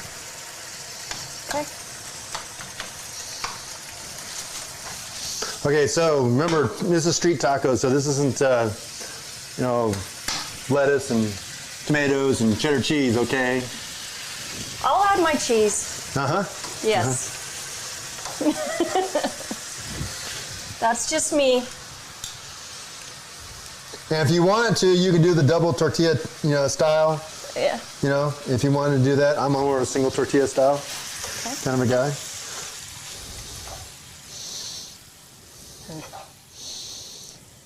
The smells are just amazing, amazing. Wow. There we go. Like that. And then just a little bit of cilantro. Where's my onion? Oh. Where did I put your onion, Chef?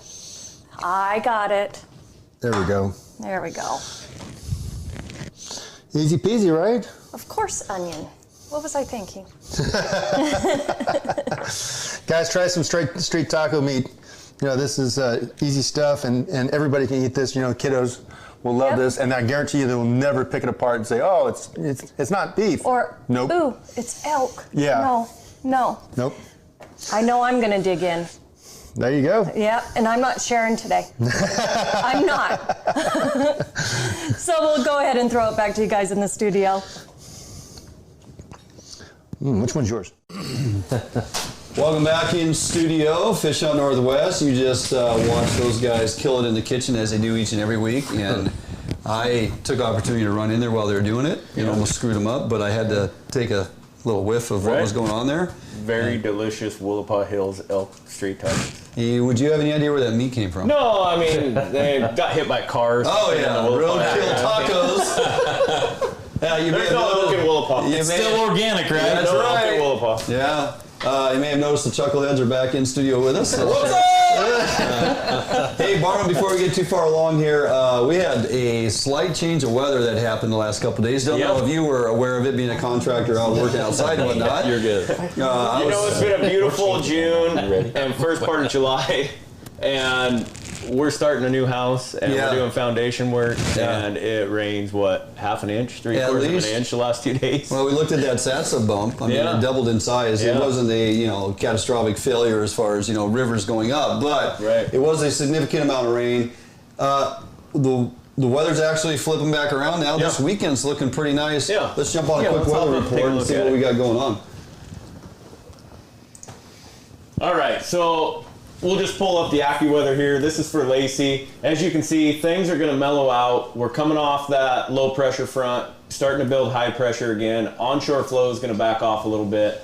Friday, we're looking at 79 to 80 degrees, mostly sunny. Saturday, 75 degrees, mostly cloudy, and so on for the rest of the early part of the week. But we're going to be in the mid to upper 70s, and the lows are only going to get down in the mid to upper 50s. So things are going to be looking pretty good. Your evening temperature is going to stay up there. Yeah, I mean, I was commenting today on the drive home from work that it was, 73 degrees and raining in Raymond today. And I mean, where are we at? Yakima? Well, you may have noticed the humidity the last 3-4 days too. The humidity was absolutely off the charts. Absolutely. So we looked at this before on that Tuesday evening, Wednesday weather. We saw a big spike in the Sats Upriver, which makes sense. And then if we jump up here, here's the Wainuchi, did almost the exact same spike. Those rivers are on the way back down. That's going to be great for summer steelhead fishing. Yeah. I mean, we talked about it earlier. A little fresh run of water. Right. Yeah. There's no reason that won't be great. Yeah.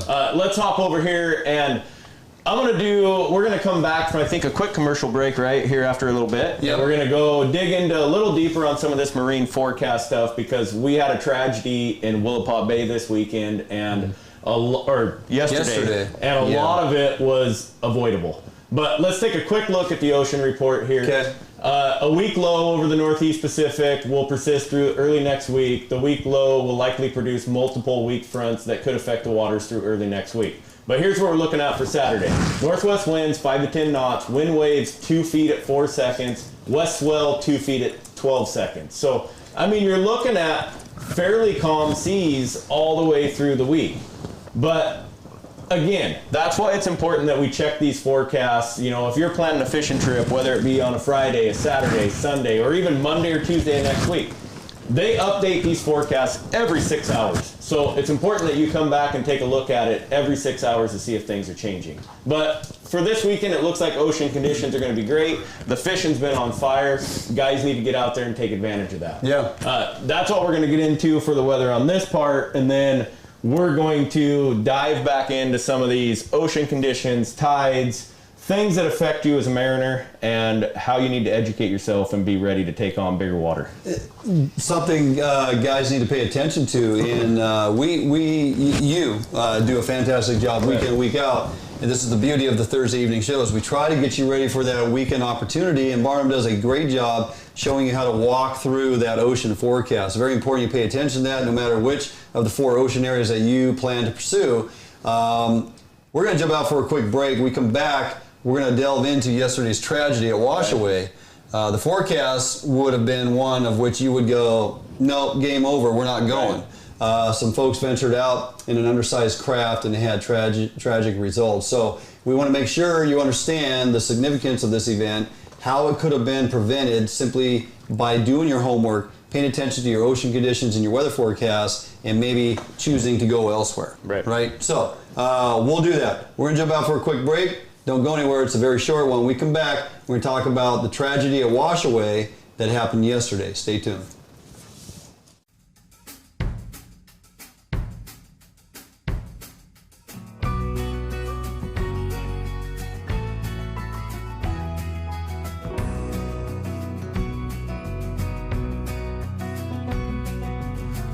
I had the world to give you, baby.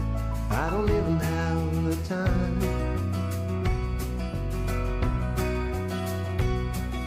to tell you bedtime stories or to chase away the monsters from your mind.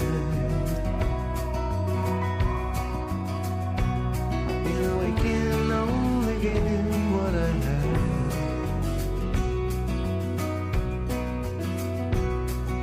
I'm sorry I was late today. I didn't get to see you dance the waltz.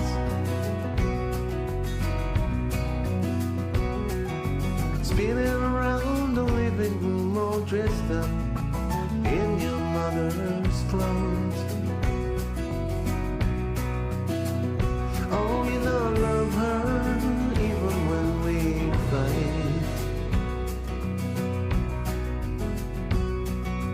When I get home to you, I just will hold you and love you when you calling my name. Here I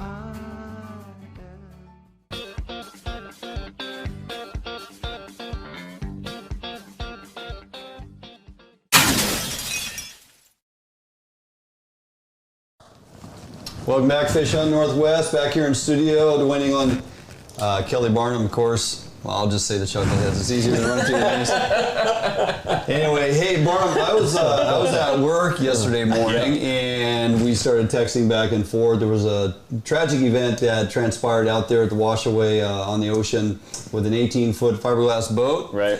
Folks that you actually know. Right. Well, it's a small community. Small community down there, and they venture out and do some salmon fishing. Salmon fishing's been good, and we advocate getting out there. Right. But again, as we mentioned before the break, you do a great job week in and week out educating folks on the importance of checking not just your weather forecast, but your ocean forecast as well, for good reason. And yesterday, if you were sitting home with your Duckworth and was going to go fish the ocean and was thinking about that Willapa area, you would have stayed home. Right. So I got a call yesterday from a buddy right about 10 o'clock. I think the mayday for a vessel overturned, I think, happened right around 9:15.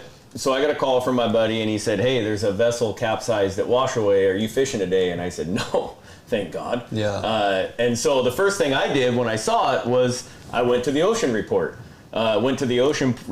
Saw swells were, I think, yesterday, if I remember right, 7 to 9 feet at like 9 seconds. Wind waves were 1 to 3 feet with 10 to 20 knot winds.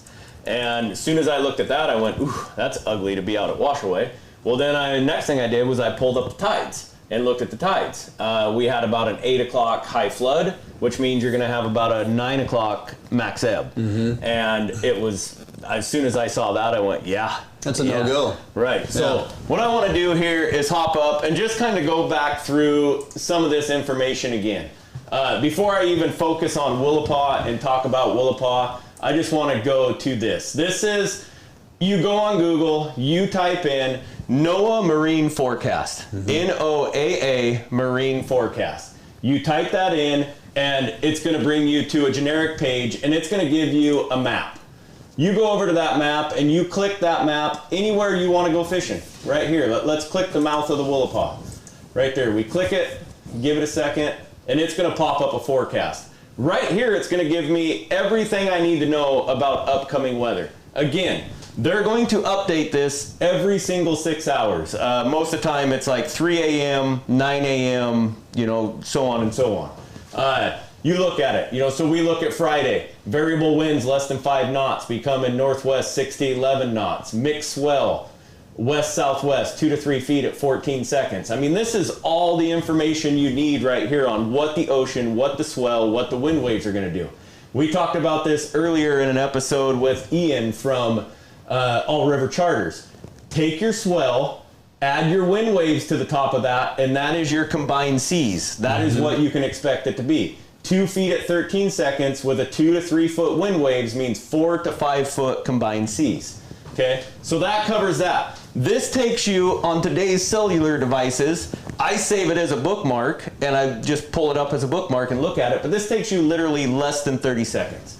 Okay, then you want to pop over if you want to get a bar report. So if you're fishing Willapa, Westport, most of the time you got to cross the bar, or at least you're fishing just inside the bar this time of year on Willapa.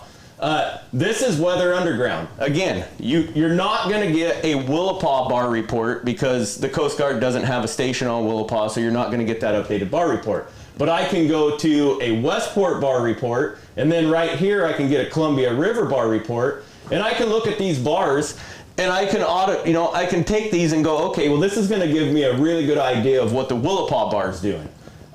So here it is for today, as of 2:44 p.m. Combined seas 2 to 4 feet, bar conditions light, max ebb currents will occur around 1:30 a.m. Okay, so I'm just going to make the current stuff really simple. This is what happened yesterday on the Willapa Bay. High tide yesterday, like I said, was right around 8 o'clock.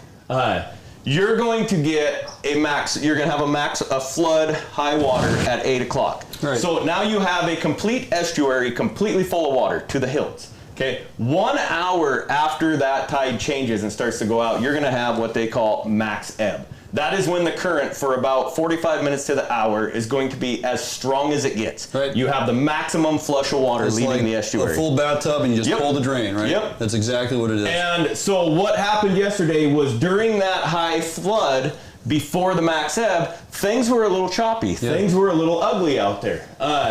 Let's pop over here to Google Earth, and this is Willapa Bay right here. The thing to understand about Willapa Bay has 260 square miles of surface area.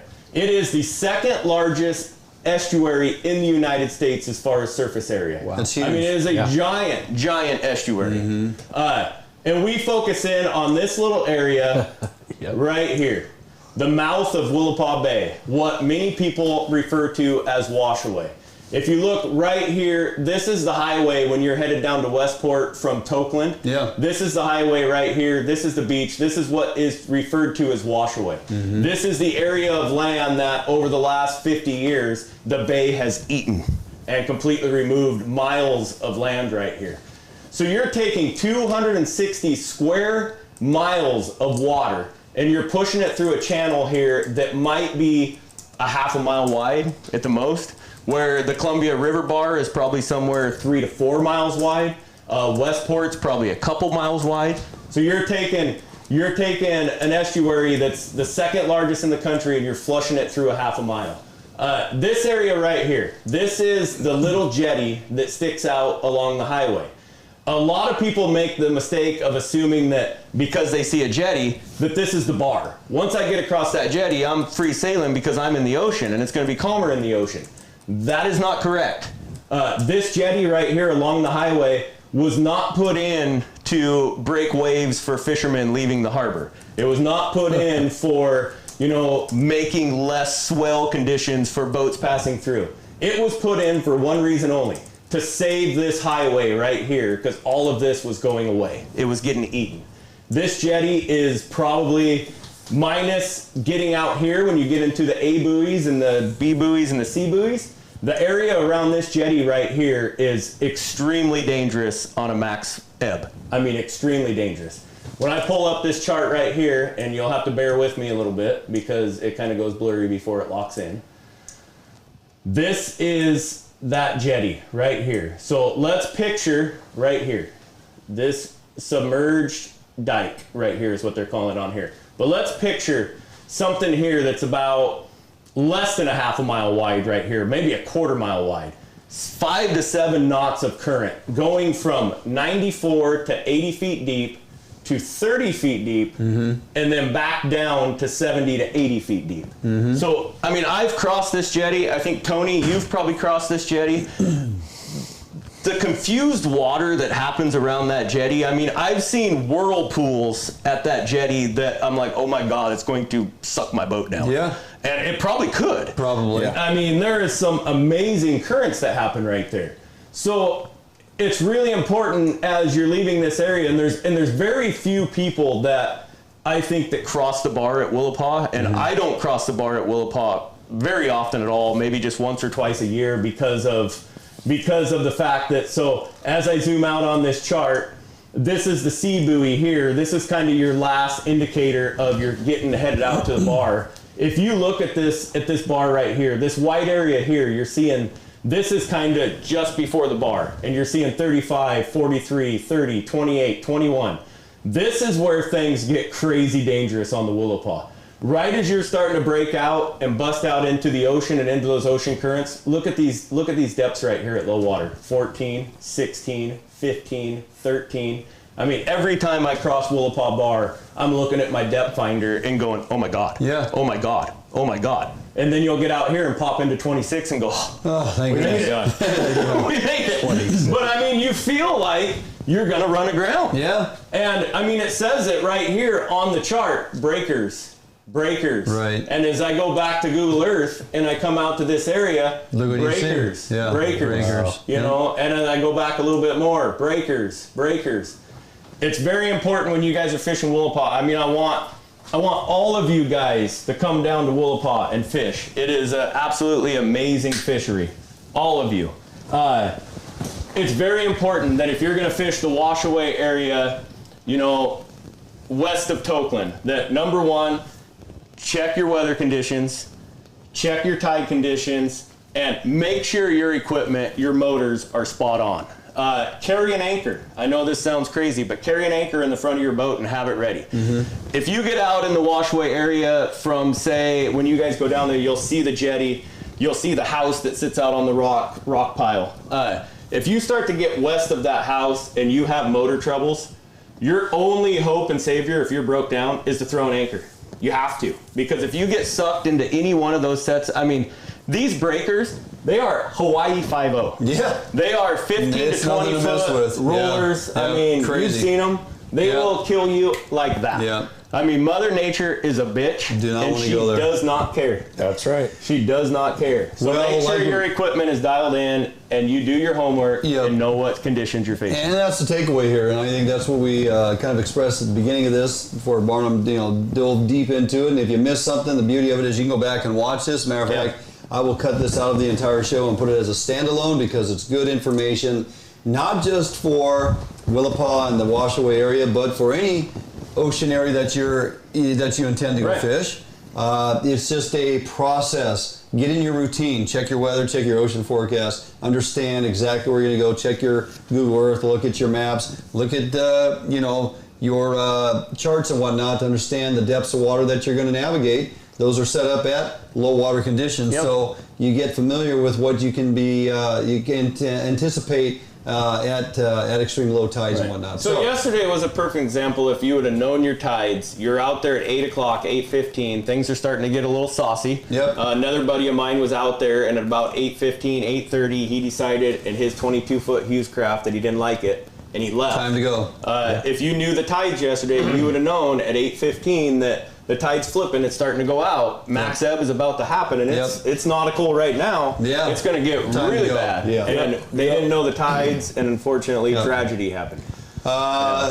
Sorry, obviously, for the tragedy that did occur. Prayers to the family and the loss that transpired from yesterday. And, we just want you to be safe out there. So, take this information to heart, utilize it the best you can, and wear your life vest above all, okay? Put your life vest on, don't take chances, know your weather, know your conditions. And know your boat. And know your boat. Know your boat, know whether or not your boat can handle the conditions you're fishing in. No fish is worth your life. We are coming up to the end of time, but we're going to jump out for a quick break. If you choose to stick around, which we hope you do, we're going to give the Chuckleheads just a little bit more time here because they drove a long ways. We've got a few more topics. Oh, it's on now. Oh, yeah. We're right at about our 2-hour mark. It was going to be tough to keep going. We're going to fit all this in, but we got a couple more things to cover, especially with Bo. Something we want to talk about is, in some regards, a lot would be on board with this, is our predator management on the side of the peg that's failed? Or are we doing a great job? I think we should delve into this, okay? So if you hopefully will stick around, we're going to do a little extended version here of Fish Hunt Northwest. We'll go beyond 9 o'clock here. The first night we decided to start at 7, we're going to go beyond 9 o'clock. So, grab your beer and hang in there. Yeah, we want to get Bo Olson's perspective on predator management, failures and successes when we come back right here on FHN.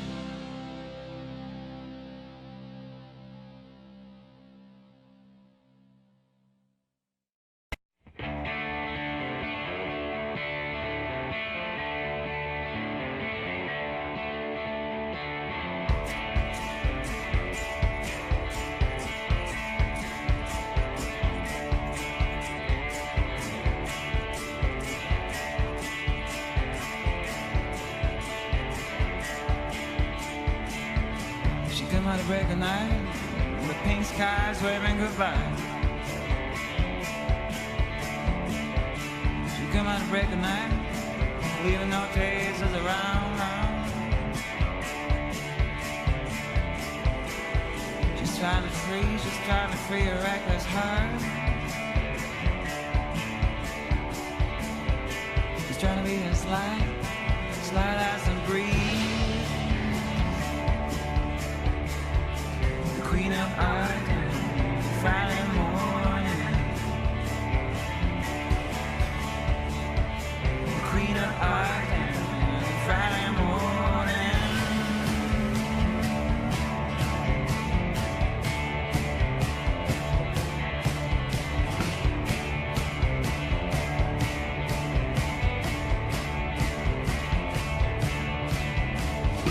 She come out of break at night.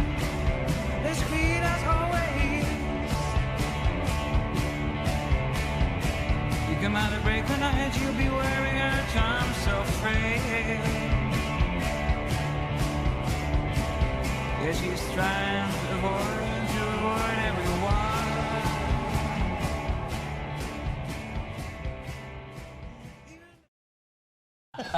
Hey, welcome back in studio, of course, here at Fish Hunt Northwest. We are winding down, extended version, but a topic that Barnum, you and I are passionate about. We cover quite frequently on this show, predators and predator management every week. But you know, when you get guys in your studio that hunt on a regular basis and are out there and observe and see what's going on, Bo, you got a great perspective on what's happening in the areas that you are basically immersed into and have been hunting for years. You've watched the, I guess, the evolution of the predators as the reintroduction of the wolves have taken a foothold. Yes. And you've seen what it's done to your elk herds and other animals in the particular areas that you're at. So, on a scale of 1 to 10, 10 being the department, WDFW, is doing a fantastic job at predator management. Scale 1 to 10, 10 would be they're got a negative scale here. Okay. So now, keep in mind, this is your opinion, which we completely support because you are the eyes and ears on it. Let's talk about wolves and what you've seen in your time in that particular part of our state. So the reintroduction of wolves. So the decline of elk, right? Blue Mountains elk, right? Everyone knows, world class. Yeah. Okay, we're not going to have those if we don't get a handle on this predator thing. Okay, so 5,000 elk to 120 known wolves. Right? Yeah. Okay, so take that number and take this number and put them together and go, okay, well, what's elk going to do to fight back against 120? You can see how that's just going to decline. That elk herd is just dwindling. And I've seen it, for a lot of years, it's just declining, every year, every winter. Obviously we have some hard winters in the blues. Yeah. But this predator thing, it's the wolves are taking hold. And I went to the first meetings they had in Ellensburg, in Yakima, Phil Anderson. They'd sit there, they give you a platform to speak for 2 minutes. Right. But they wouldn't respond. So you're basically speaking to your peers, right? And the whole thing is shoot, shovel, shut up. We all got that. Mentality. I use this term loosely, the redneck mentality, right? You tell people, hey, I seen wolves. Well, what's your first thing in mind? Shoot them, right? Okay, listen. There's a balance in our ecosystem. I'm here to tell you right now, as an outfitter in the Blue Mountains, we have a drastic problem. It's time to delist these things. It's time to give out some permits, okay, and save our elk because they're going to be extinct in no time. And the wolves, you're going to hear them with your grandkids howling. Guess what? I heard that comment not too long ago on a TV show, and a guy was like, oh, yeah, I just want my kid to hear this. Listen, no, you're not an elk hunter. No. And that was done in King County.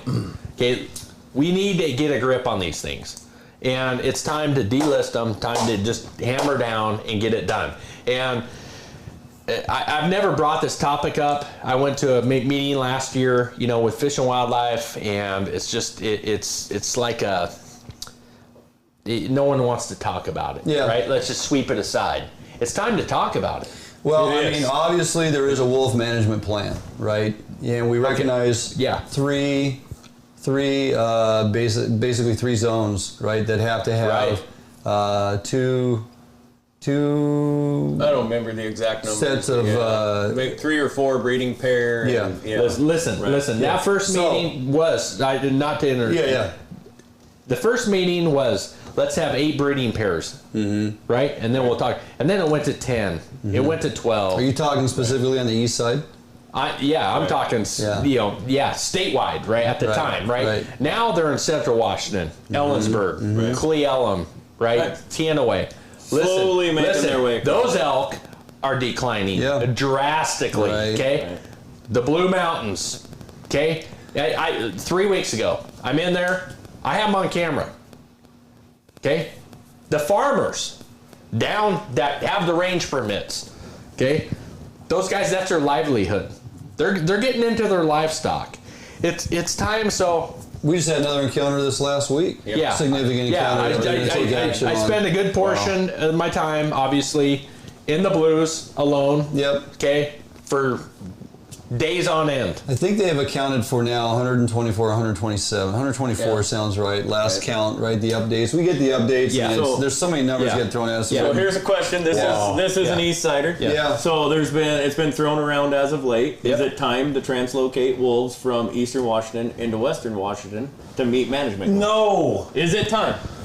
Well, sit back, Tony. Let an East Sider answer the question. Okay, well, is it time to translocate? I don't know how political I can be here, but I'll tell you what. Yeah, transplant them, put them in King County, downtown Seattle. And let's eradicate this enablism that's going on over on that side. Right. And I'm not here to berate, locales, people in specific, but I'm telling you what. I don't know what happened to society, but it's time this shit needs to stop. There was, you understand, there was a person in our government who wanted to make Bainbridge Island a wolf sanctuary. You're aware of that? That was her plan. Wonderful. Perfect. Bring it on.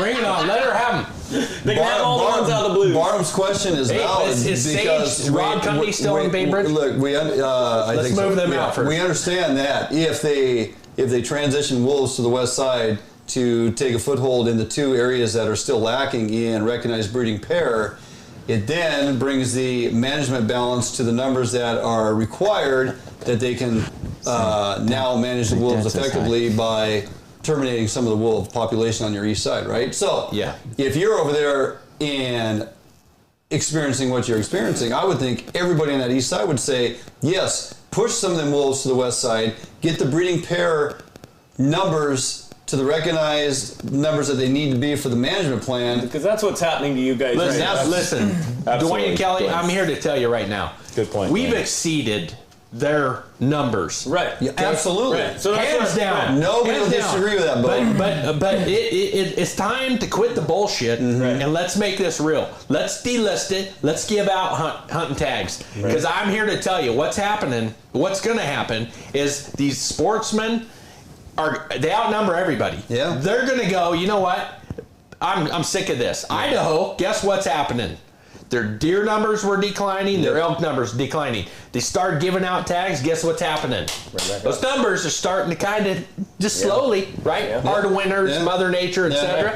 Okay. The same thing needs to happen. It's time to delist these things. Okay. Yeah. And selective hound hunting for cats. Amen. Yes, absolutely. Okay. Amen. Okay. You're not going to get an argument out of us. No. Hey, you houndsmen that are out of work, you know what? It's time to get you back to work. Come on down. Come on down the blues. I'll welcome you. I'll take you in. We don't need colors. Let's go in and let's eradicate these things. Let's bring these elk numbers back. I'm telling you. Yeah, no. The mule deer. That's a whole nother subject. But I'm telling you, the mule deer quality in the Blue Mountains, it's in the hole now. And I'm telling you, there's a big problem. I'll see fawns and they're just, I'll see a doe with a fawn and the next day I'll see the doe. Predation. Yeah. I'm telling you. It's no secret. The cat numbers are off the charts. We on a regular occasion, we will, cover cat stories because of the encounters. Bears, too. In bears. Yeah. I was trying to study the bear issue today. They estimate bear populations in Washington, which Dwayne and I both think this number's low, 25,000 bears, which I think it's probably closer to 50. They add another 10,000 on top of that at least. I wanted to go back and look at 1996 to see what it was before they banned hound hunting and baiting. Yeah. They didn't keep records in 96. Right. They didn't know what the population was in 96. But yet they made the decision, voters made the decision to ban bear baiting and hound hunting. So now here we are, 13 years later, and we have 25 to 35,000 bears running around, and it's just daily conflict. What we need is an advocate for the sportsman in Congress that is a no bullshit kind of person that says, you know what, I want this to go on for my kids and their kids and have plenty of game. It's called management. We're not managing it at all. No, right. We're catering to some demographic that's not appeasing us sportsmen. So, and it's disheartening. It's been proven when we intervene and try to manage predators, we fail miserably. The pinnipeds are a prime example. The feds allocated and wrote in that the California sea lion was protected under the Marine Protection Mammal Act from 1972. Nobody ever had the wherewithal to decide what the carrying capacity of that particular mammal should be from 72. They just protected them and let them just do their thing. Now we're up against it with our salmon and steelhead populations and the challenge with our fisheries, and the orcas are vying for survivability, and yet the California sea lion is well over 300,000. And other pinniped groupings are exceeding numbers that you can even fathom, and they're all detrimental to our fisheries. Right. So now they're having to take a hard look at it. However many years later, they're finally weighing in to say, "Ooh, we should probably do something about this." Well, the wolf management plan was handed down by the feds. The state inherited this, right? We all have to be in agreement that WDFW is the recipient of a wolf management plan. They said, "Here you go. Oh, here's a little pot of money to help offset costs, but you guys will manage these wolves, and here's the plan. Here's exactly how it has to be handled." Right. And they said, "Here, we've recognized 3 zones. You got to have these recognized breeding pairs, and until we get there, none of the state gets delisted." Right.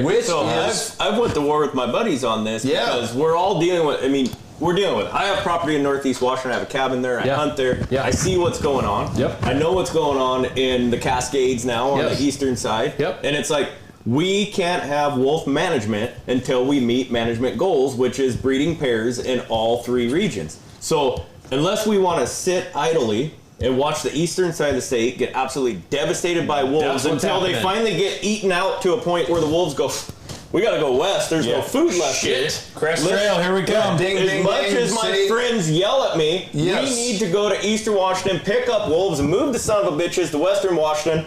Let them get established so we can kill them all. I got to get to Belltown and get in some tents. That's what I got to go. Hey, the worst case scenario is down south, all our hoof rot that's going down. Right. The wolves will definitely jump on board and help eradicate those elk first, because they're maimed and slow walking and they're recognized as injured. And they'll jump on those and take them out. But I don't want to go driving up in the Willapa Hills or Williams Creek or any unit and know that wolves are up there chasing the elk around. But it's coming. Yeah. Whether we expedite the process or not, before we are gone in the next 10 years, we are going to have elk. They go back and now they're looking at the management plan that they unfolded in Yellowstone, right? And they now honestly believe, from a management perspective, that had they not reintroduced them, the wolves eventually would have shown up there anyway. But you have to back up and go, at what cost? Right. We know that they migrate. They've tracked wolves 500 miles.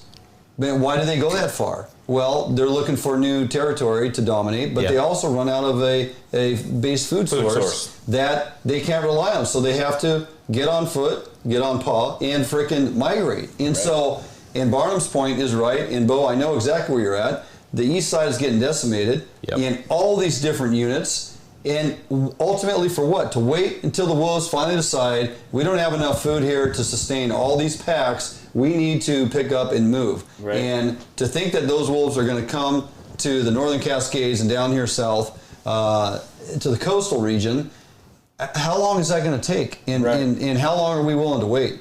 And there's plenty of recreational folks. You guys are getting what elk tags cut, right? We got our elk tags cut in half this year. In half. Think about that. That's my livelihood.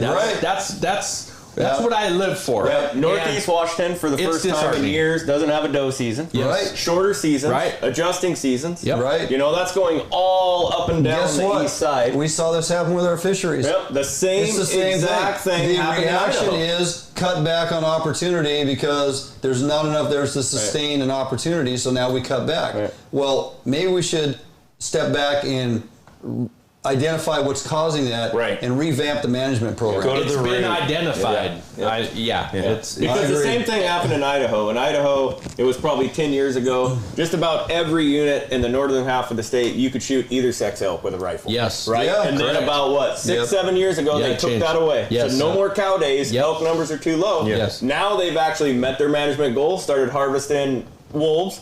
Numbers are starting to come back up, and I wasn't surprised to see in the next few years a few cow days to get dropped back in. As we talked about earlier, they gave out a second bear tag. Yeah. That's wonderful. Yep. Right. Step in the right direction. It's a start. Yes. Exactly. Right. Great. Let's keep it going. Yeah. It's time to make this state back to just the big thriving elk herds. Right. Bottom line here. Give every sportsman an opportunity. We're getting to a point where we're going to shut her down here. But the bottom line is, Westsiders, I know the majority doesn't want to see wolves. Right. Barnum and I don't either. But we don't either. But you have to understand the management plan that is in place. Again, WDFW inherited it from the feds. They're going to put it into motion. It's going to be sooner or later. Do we decimate the east side completely, albeit just to maintain whatever limited level of opportunity we still have here on the west side? Or do you get the wolves introduced on the west side, level the playing field, let some of these herds on the east side begin to rebuild, let some of these lamed animals on the southwest corner of our state that are in trouble, let the wolves start weeding them out and try to find balance. There's no easy answer. There's no easy solution. No. The bottom line is the management plan is in place. Right. And either we're going to wait for it to happen or we can help expedite it because it is going to happen. So, guys, we're going to wrap it up because we're, a few minutes past the time to go to bed. It's been wonderful. I know Tony's over there sucking his thumb, ready to get. I got one thing to say. Yeah, buddy. Next time I come on here, I want to talk about youth points in Washington. Okay. Yeah. If those kids do not draw until they're 16 years old, they lose them. They're done. They've built up. They've built those points up forever. And all of a sudden, they don't draw in all those years. Sorry. Your youth points are done. You cannot use them. Tier system, what is the use of putting in for a youth permit as a kid? Yeah. If you don't draw in those 8, 9, 10 years when you're, say your kid's 7, 8, 9, whatever, he's out. He, she, whatever it is. Right. They're out. Because now they have to start playing as an adult. Absolutely. Now they got to realize, so you might as well start them as an adult. It's another tier. Most tags. Well, guys were commenting. Well, that's why people get their kids. A guy with 5 kids, and everybody's putting in for points at 5 years old. I mean, you say and that, then there's a bunch that don't even draw. Right. They're just sucking the money in, and nobody's drawing. But you had kids. You were putting in for all. Absolutely. I was freaking ringing that Visa card for $500-$600. They never drew. None of mine never drew a put my kids in for tags and they never draw. Nope. So I didn't get to the chipmunk story. We got tons to cover. Yeah, we'll have you back. Love you guys. Yeah. It's been awesome. Love you guys. Got to hear the chipmunks. That is going to do it for us here on Fish in the Northwest. The Chuckleheads will be back. I guarantee you. Hey, Tony, quick shout out. You were going to be playing in Aberdeen on Saturday. Yes, Mount Olympus Brewery, baby. Mount Olympus Brewery. Come see Tony Wintrip. You're not going to be disappointed. The guy can kill it. Make sure you pick up I'll be there. You're going to be there? Yep. Yeah. Thanks, so, buddy. Yep. Join him. Come by Bo and Kelly Beers. Yeah. These are the big chuckleheads right here. And you can bitch at us about moving those to the west side. Man, I'll play music. You talk to these guys. Get beat up. I'm going to miss out. I got to work. You got to eat side here, brother. We're good. All right. right, show up, have a great time with these guys. Thanks for joining us this evening. Tony, Bo, thanks for coming by. Thank you. Great show this evening. Lots of fun. All right, hit us up during the week on our Facebook page. Lots of content there. Me and Barnum stay very busy throwing it out to you. So extended version of the show tonight. Hopefully you can also go to Sustainable Wild, catch our podcast before the show that we did with these chuckleheads earlier this evening. All good content. Oh, it's awesome. We're going to call it a night. We'll see you next week. Right here on FHN, 7 p.m. next Thursday. Have a great week.